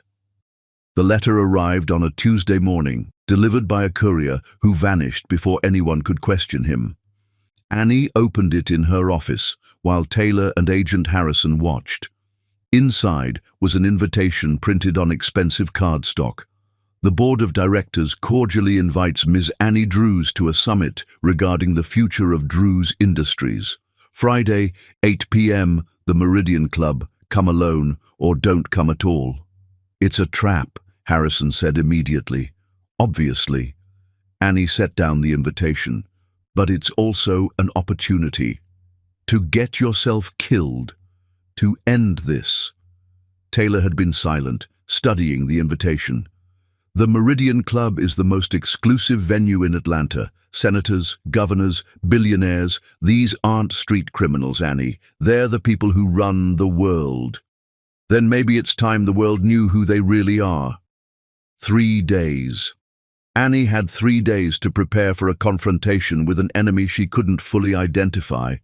But she wasn't the scared girl who'd discovered betrayal in her childhood home anymore. She was a warrior who'd been forged in fire. I'm going, she decided. Not alone, Taylor said firmly.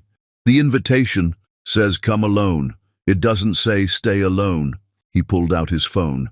Isaiah's flying back from Harvard. Harrison will have agents surrounding the building, and I'll be inside before you arrive. How? The Meridian Club is in the Whitmore building. I designed the renovation 5 years ago. I know every entrance, every hidden space, every structural weakness. Harrison stood. This is insane. You're walking into their stronghold. No, Annie corrected. I'm walking into my trap. They think I'm still prey. Time to show them I'm the hunter now. That night, Annie couldn't shake the feeling of being watched. She moved through her evening routine. Dinner with Taylor, reviewing company documents, pretending normalcy, while her skin prickled with awareness. "They're watching the apartment," Taylor confirmed, glancing out the window. "Black sedan, same one that's been there for 3 days. Let them watch." Her phone rang. Blocked number. "Second thoughts about Friday." The voice was cultured, older, female. "Who is this?" "Someone who knew your mother. She was brilliant, you know. The clinical trial was my idea, but she was the one who realized what we were really doing. Too bad she figured it out too late." Annie's hand tightened on the phone. "You're Patricia Chen's superior, the one who ordered the trial." Patricia was always too ambitious, too sloppy, just like Micah. "But I'm neither of those things, dear. I'm the reason the board has thrived for 30 years while others fell." "What do you want?" "To meet you properly, to offer you a choice your parents never had. Which is, join us or join them." The line went dead. Taylor had recorded everything, already sending it to Harrison, but Annie's mind was racing in a different direction. "She knew my mother personally. That narrows it down." She pulled out her mother's old photo albums, searching for faces at medical conferences, hospital benefits. There, a woman standing beside Patricia Chen at a fundraiser, elegant, silver-haired, wearing a pin with a distinctive symbol. "Dr. Margaret Whitmore," Annie read from the caption. "Chief of Staff at Atlanta General, retired. Also," she looked up at Taylor, "owner of the Whitmore building." "The meeting isn't at the Meridian Club," Taylor realized. "It's in her building, her territory. Then we better know it better than she does." The next 2 days were a blur of preparation. Taylor mapped every inch of the Whitmore building using his original architectural plans. Isaiah arrived with equipment that definitely wasn't Harvard-approved: surveillance gear, signal jammers, and something he called insurance. "What kind of insurance?" Annie asked. "The kind that goes boom if necessary," Isaiah said grimly. "These people killed our parents. I'm not letting them take you too." "No explosives," she said firmly. "Fine, but I'm keeping the flashbangs." Agent Harrison had assembled a team of agents he trusted absolutely, no one who could be connected to the board's influence. "We'll have the building surrounded," he promised. "First sign of trouble, we come in hard." "No," Annie said. "You come in when I give the signal, not before. I need them to confess, on record." Friday arrived grey and raining, as if the sky knew what was coming. Annie dressed carefully, her mother's pearl necklace, her father's watch, a black dress that was both elegant and practical. She'd sewn hidden pockets into it for the recording devices Isaiah had provided. Taylor kissed her goodbye at their apartment, both of them pretending it wasn't possibly for the last time. "I'll be in position by 7:30, he promised. "Isaiah will be monitoring from the van. Harrison has shooters on adjacent rooftops. You're not alone." "I know." But as Annie walked into the Whitmore building at exactly 8 p.m., she felt utterly alone. The lobby was deserted, lights dimmed to shadows and suggestion. The elevator was waiting, doors open like a mouth. She entered and pressed the button for the top floor. The elevator rose smoothly, silently, carrying her toward whatever waited above. The doors opened onto a space she didn't recognize from Taylor's plans. The entire top floor had been renovated recently, walls removed, creating one vast room dominated by a conference table that could seat 30. 12 people sat around it. Men and women, all over 50, all wearing the same pin Dr. Whitmore had worn in the photograph, a serpent eating its own tail. "Welcome, Miss Drews," Dr. Whitmore said from the head of the table. She was 70-something, immaculately preserved, with eyes like winter. "Please, sit." The only empty chair was at the opposite end of the table. Annie took it, chin high, showing no fear. "You're the board," she said. "We're concerned citizens," Dr. Whitmore corrected. successful individuals who found ways to redistribute wealth from those who waste it to those who deserve it. You're killers. We're evolutionists, survival of the fittest, applied to modern society. Whitmore gestured to the others. Every person here has eliminated wasteful heirs, preserved important fortunes, prevented good money from being squandered on charity. Like my parents' money. Your parents were going to give away hundreds of millions to help the less fortunate. Such waste. We offered them a chance to join us, to use their wealth properly. They refused. So you murdered them. We recycled them. Their deaths served a greater purpose, teaching others that refusing the board has consequences. Annie felt sick, but kept her face neutral. The recorders were capturing everything. And now you want me to join you? You've proven yourself remarkably capable, destroying Micah's operation, surviving Richardson's takeover attempt, even killing Donovan. Donovan's dead. Suicide in prison. Whitmore smiled. Is that what they told you? A door opened behind Annie. She turned, her blood freezing. Donovan walked in, not paralyzed, not dead, whole and smiling that predator's smile she'd once thought was charming. Hello, beautiful, he said. Miss me? Annie stood, fight-or-flight instinct screaming, but there was nowhere to run.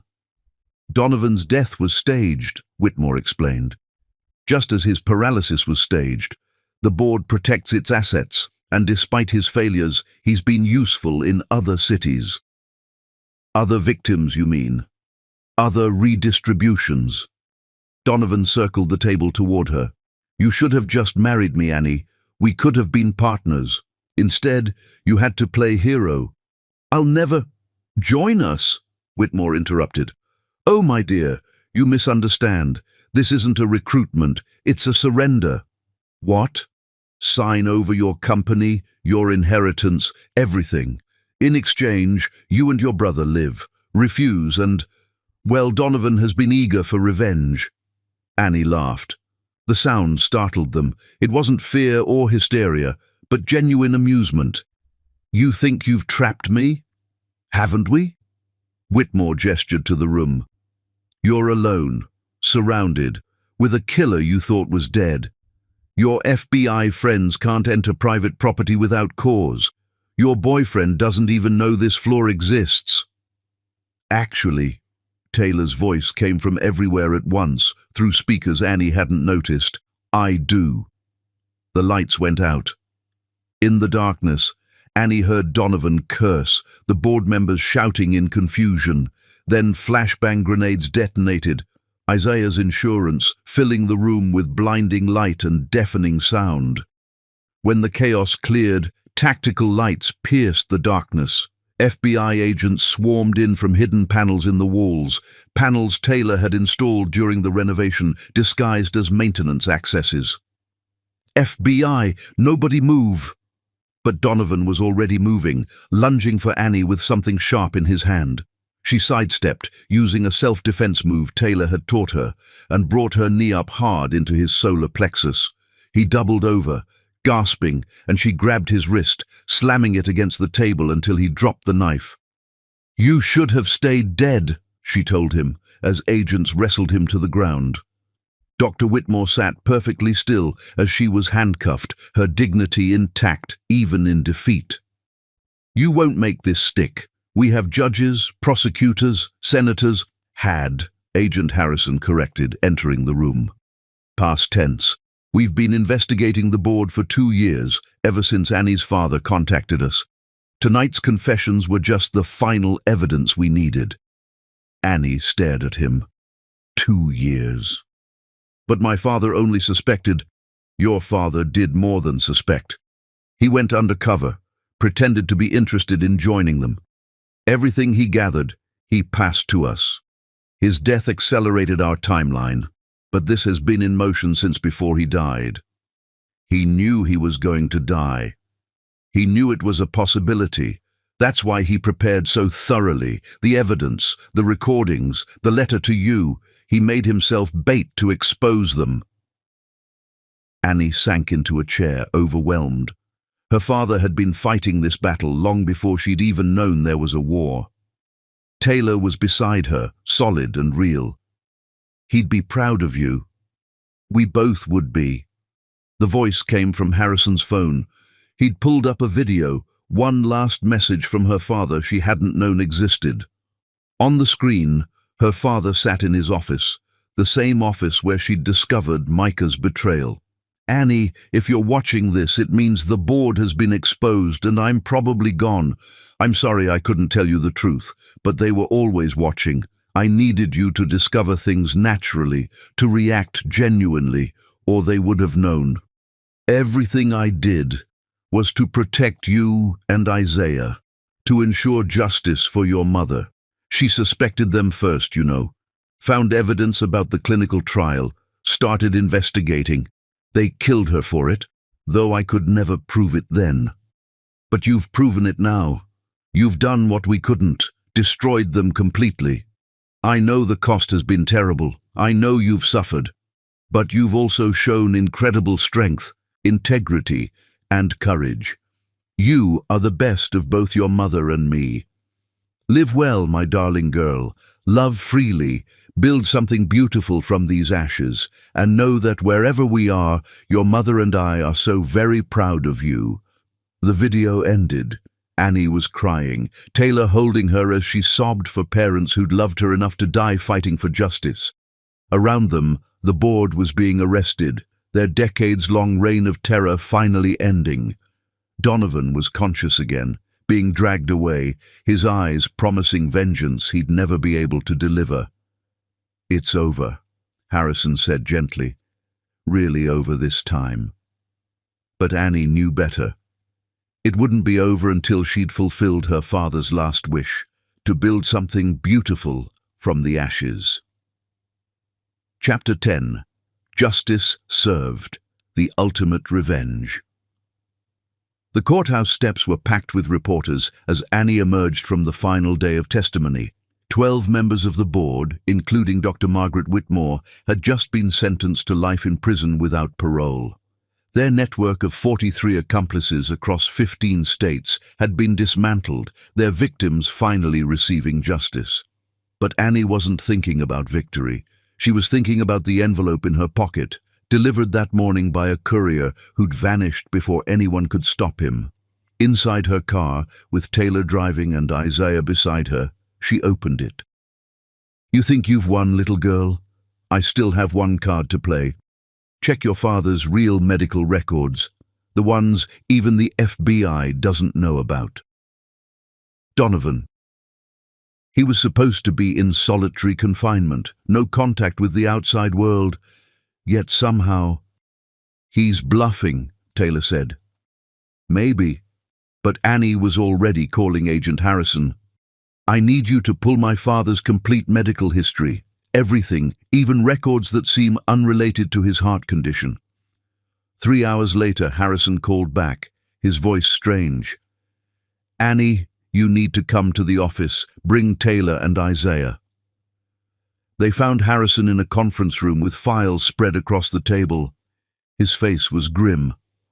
"Donovan wasn't bluffing. Your father had medical records under another name, a safety precaution he took years ago, but someone accessed them recently. Someone changed them." "Changed them how?" Harrison handed her a file. "According to these altered records, your father had a terminal brain tumor. Inoperable. He had maybe 6 months to live when he died." Annie stared at the documents. "That's impossible. He showed no symptoms." "Because it's fake," Harrison said. "But here's the problem. These false records were filed officially 2 years ago, before his death. If Donovan's lawyer presents these, he'll claim my father committed suicide by baiting Micah," Taylor finished, "that the murder charges should be reduced to assisted suicide or manslaughter." "It gets worse," Harrison continued.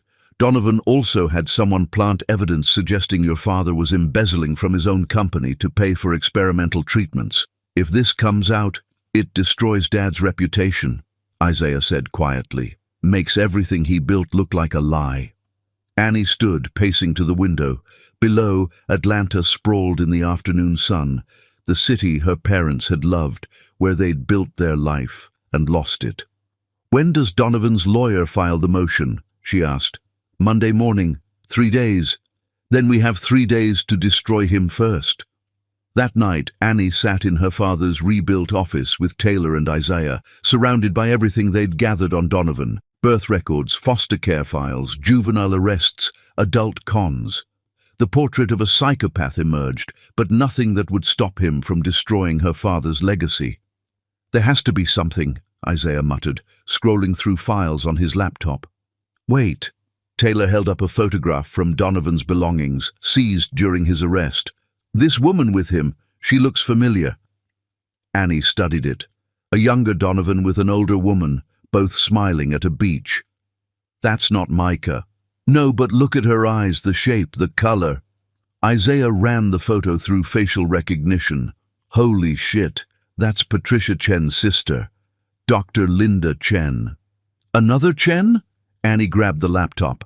"She's a psychiatrist in Miami, specializes in personality reconstruction." The pieces clicked together.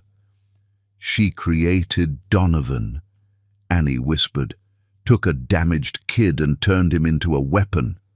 If we can prove she was involved in the board, we can't. She's too smart for that." Annie stood, decision made. "But we can use her against Donovan." "How?" "The same way he's trying to use fake medical records against my father. We fight fire with fire." Taylor frowned. Annie creating false evidence. Not false, just creatively presented. She turned to Isaiah. "Remember when you hacked Donovan's prison communications?" "Allegedly hacked. Can you do it again?" "But this time, make it look like he's been communicating with Dr. Linda Chen?" Isaiah grinned. "Give me 2 hours." While Isaiah worked, Annie and Taylor visited someone she'd hoped never to see again, Micah, in federal prison. "My dear stepdaughter," Micah said through the glass partition, orange jumpsuit hanging on her increasingly thin frame. "To what do I owe this pleasure? Donovan's trying to destroy my father's reputation. How delightful for him. If he succeeds, your conviction could be reduced, maybe even overturned on appeal." Micah's eyes sharpened. "I'm listening. Tell me about Dr. Linda Chen. Everything." "Why would I?" "Because if Donovan wins, he'll throw you under the bus completely, make you the sole villain while he plays the manipulated nephew. But if you help me, you'll what? Reduce my sentence?" "Number. But I'll make sure you're not in the same prison when Donovan arrives, which, after what I'm about to do to him, will be very soon." Micah smiled slowly. "Linda Chen is Donovan's real mother." The revelation hit like a physical blow. She had him young, gave him up for adoption to hide the scandal, but she kept tabs on him, groomed him from a distance. When he aged out of foster care, she took him in, trained him, made him into what she needed, a perfect predator who could marry into wealth. And Patricia Chen, her sister, the medical side of the operation while Linda handled the psychological manipulation. "Will you testify to this?" "With pleasure. Donovan always thought he was so special, the favorite. Let him know what it feels like to be betrayed by family." Monday morning arrived like a reckoning. The courthouse was again packed, word having leaked that Donovan's lawyer had explosive new evidence. Annie sat in the gallery as Donovan was brought in. He looked good. Prison had been kind to him, probably because the board's influence still protected him somewhat. He caught her eye and winked. His lawyer, a shark named Castellanos, who'd defended Micah initially, stood with confidence. "Your Honor, we have evidence that Charles Drews was not murdered, but rather orchestrated his own death. These medical records show—" "Objection," the prosecutor interrupted. "Those records have been proven falsified." "By whom?" "By me." Annie stood in the gallery. "I have proof that Donovan Pierce ordered those false records created." The judge frowned. "Miss Drews, you're not a party to this." "I am now." Annie's lawyer entered with a filing. "We're submitting evidence of witness tampering, fraud, and conspiracy." What followed was a massacre dressed as legal procedure. Isaiah's discovered communications showed Donovan discussing the false medical records with someone using Linda Chen's IP address. The real Dr. Linda Chen, dragged from Miami to testify, denied everything, but her denial fell apart when Micah testified via video link, revealing Linda's true relationship to Donovan. "You're his mother?" the judge asked, stunned. Linda's composure finally cracked. That's not... I want a lawyer." But the damage was done. Donovan's face had gone pale, staring at Linda with dawning horror. "You're my mother," he said, voice small and broken. "You let me believe I was abandoned, worthless, and you were there the whole time?" "It was necessary," Linda said coldly, "to make you strong, to make me a tool." The courtroom erupted as Donovan lunged toward Linda, bailiffs restraining him. His careful mask shattered completely, revealing the damaged child beneath. "You destroyed me!" he screamed. "Made me into a monster for your sick games!"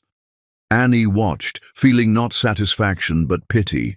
Donovan was evil, yes, but he'd been crafted that way by people who should have protected him. The judge gavelled for order. "Given this new evidence, I'm referring this case for additional charges. Mr. Pierce, Dr. Chen, you're both remanded to custody pending new trials." As they were led away, Donovan looked back at Annie one last time. The hatred was gone from his eyes, replaced by something worse: emptiness, complete defeat. Outside the courthouse, Annie stood with Taylor and Isaiah as reporters shouted questions. "Miss Drews, how does it feel to have exposed the board?" Annie stepped to the microphones, her voice clear and strong. "My parents died fighting these monsters. Today, they finally have justice. But this isn't just about my family. It's about the 43 families destroyed by the board's greed. Today, they all have justice." "What about Donovan Pierce?" "He's a victim too, in his way. Turned into a weapon by people who should have loved him. I hope he finds peace in prison, maybe even redemption." "That's very forgiving of you." Annie looked directly at the cameras. "My mother taught me that holding on to hatred only poisons you. I choose to let it go, to build something better." Back at Drews Industries that afternoon, Annie called an emergency board meeting. The conference room filled with shareholders, employees, and media. "6 months ago, the board tried to destroy this company," she began. "They failed. Today, I'm announcing the Elena Drews Foundation, using our profits to help victims of financial predators. We're also establishing the Charles Drews Center for Corporate Ethics, partnering with law schools nationwide to train the next generation to spot and stop these schemes." Applause filled the room, but Annie wasn't done. "Furthermore, I'm restructuring the company. Employees will now own 30% through profit sharing. No one person should have the power the board sought. Wealth should build communities, not destroy them." That evening, Annie stood in her parents' cemetery plot. The headstones were simple granite, the way they would have wanted. She placed fresh roses, red for her mother, white for her father. "We won," she told them softly. "All of them, Micah, Donovan, the board, they're finished. Life in prison, no parole. The network is destroyed."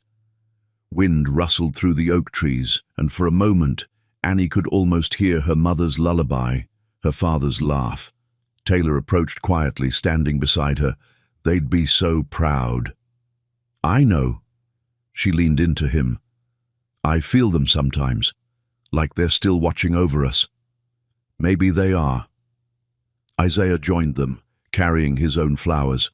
The three of them stood in comfortable silence, a family forged by tragedy but strengthened by love. "I got into Harvard Law," Isaiah announced suddenly. "Full scholarship. I'm going to be a prosecutor, make sure people like the board never operate again." Annie hugged her brother fiercely. Mom and Dad would love that.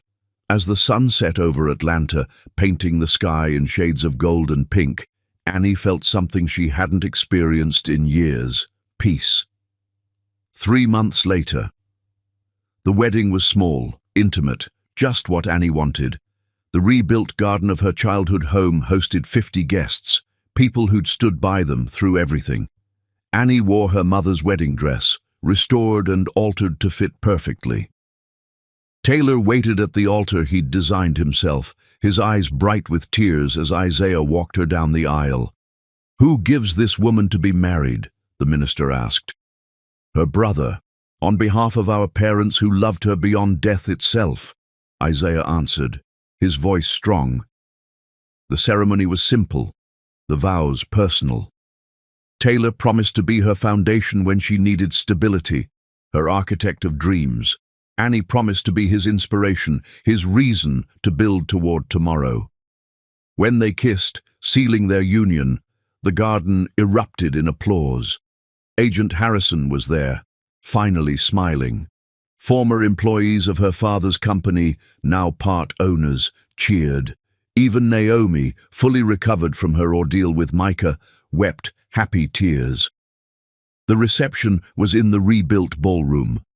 Annie had insisted on displaying photos of her parents throughout, not dwelling on loss, but celebrating the love that had created her, saved her, guided her to this moment. "Before we cut the cake," Annie announced, raising her champagne glass, "I want to share something my father wrote in his final letter to me." She pulled out the worn paper, reading, "Build something beautiful from these ashes." Today, with all of you here, I finally understand what he meant. Not just rebuilding houses or companies, but rebuilding trust, rebuilding family, rebuilding love. She looked at Taylor, at Isaiah, at the gathered friends who'd become family. The board thought they could destroy us by taking our parents, but they didn't understand. Love doesn't die with death. It grows stronger, passes on, builds new foundations. My parents' love protected me even from the grave, and now that love continues in all of us. Taylor stood, taking her hand. To Charles and Elena Drews, whose love conquered even death. "To Mom and Dad," Isaiah added, raising his own glass. "To Justice," Agent Harrison called out. "To New Beginnings," Annie finished. As glasses clinked and music began, Annie danced with her husband in the home where she'd discovered betrayal but chosen justice, where she'd lost everything but gained so much more. 1 year later, Annie stood in the nursery Taylor had designed, watching their newborn daughter sleep. Elena Charlotte Averill, named for both grandmothers she'd never meet, but who'd shaped her existence through their sacrifice. "She's perfect," Taylor whispered, arms around Annie from behind.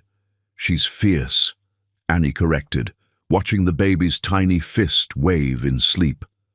"Look at that determination already." Isaiah entered quietly, home from Harvard for the birth. "The news is on. You'll want to see this." In the living room, the television showed breaking news. Donovan Pierce, formerly Clint Hancock, found dead in federal prison. Officials report he took his own life after a final confession letter detailing the board's crimes and expressing remorse for his actions. Annie felt no joy, only a distant sadness. He finally found a way out. "He found peace," Taylor said. "Maybe that's all any of us can hope for." The report continued. In his letter, Pierce revealed the locations of 12 more board operations internationally. Interpol reports arrests across Europe and Asia. "Even in death he gave us something," Isaac observed. "Maybe that was his attempt at redemption." Annie turned off the television. It's over. Really, truly over. That night, Annie stood on the balcony of their home, not the penthouse, but a house Taylor had designed for them. Modern but warm, with room for children to grow and love to flourish. The city sparkled below, full of life and possibility. Somewhere out there, predators still hunted. But also, out there were warriors like Isaac becoming prosecutors, investigators like Harrison, survivors who'd found their strength. "Come to bed," Taylor called softly. Annie took one last look at the stars, the same ones her parents had wished upon, the same ones that had witnessed her journey from victim to victor. "Thank you," she whispered to the night, to her parents, to the universe that had tested her but not broken her.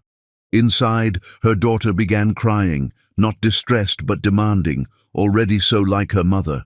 Annie went to her, lifting the baby to her chest, feeling the circle of life complete itself. "Let me tell you about your grandparents," she whispered to Elena. "They were heroes who loved you before you were even dreamed of. And their love? It's in your blood, little warrior. It's your inheritance, not money or companies, but strength, courage, the power to face dragons and win." The baby settled, soothed by her mother's voice. In the doorway, Taylor and Isaiah watched. Her chosen family, her salvation, her future. Annie had lost her parents but found herself, lost her innocence but found her power, lost her first love to betrayal but found her true love in patience. The board had taken much, but they'd given her more. The knowledge that love transcends death, that family isn't just blood, that justice delayed isn't justice denied.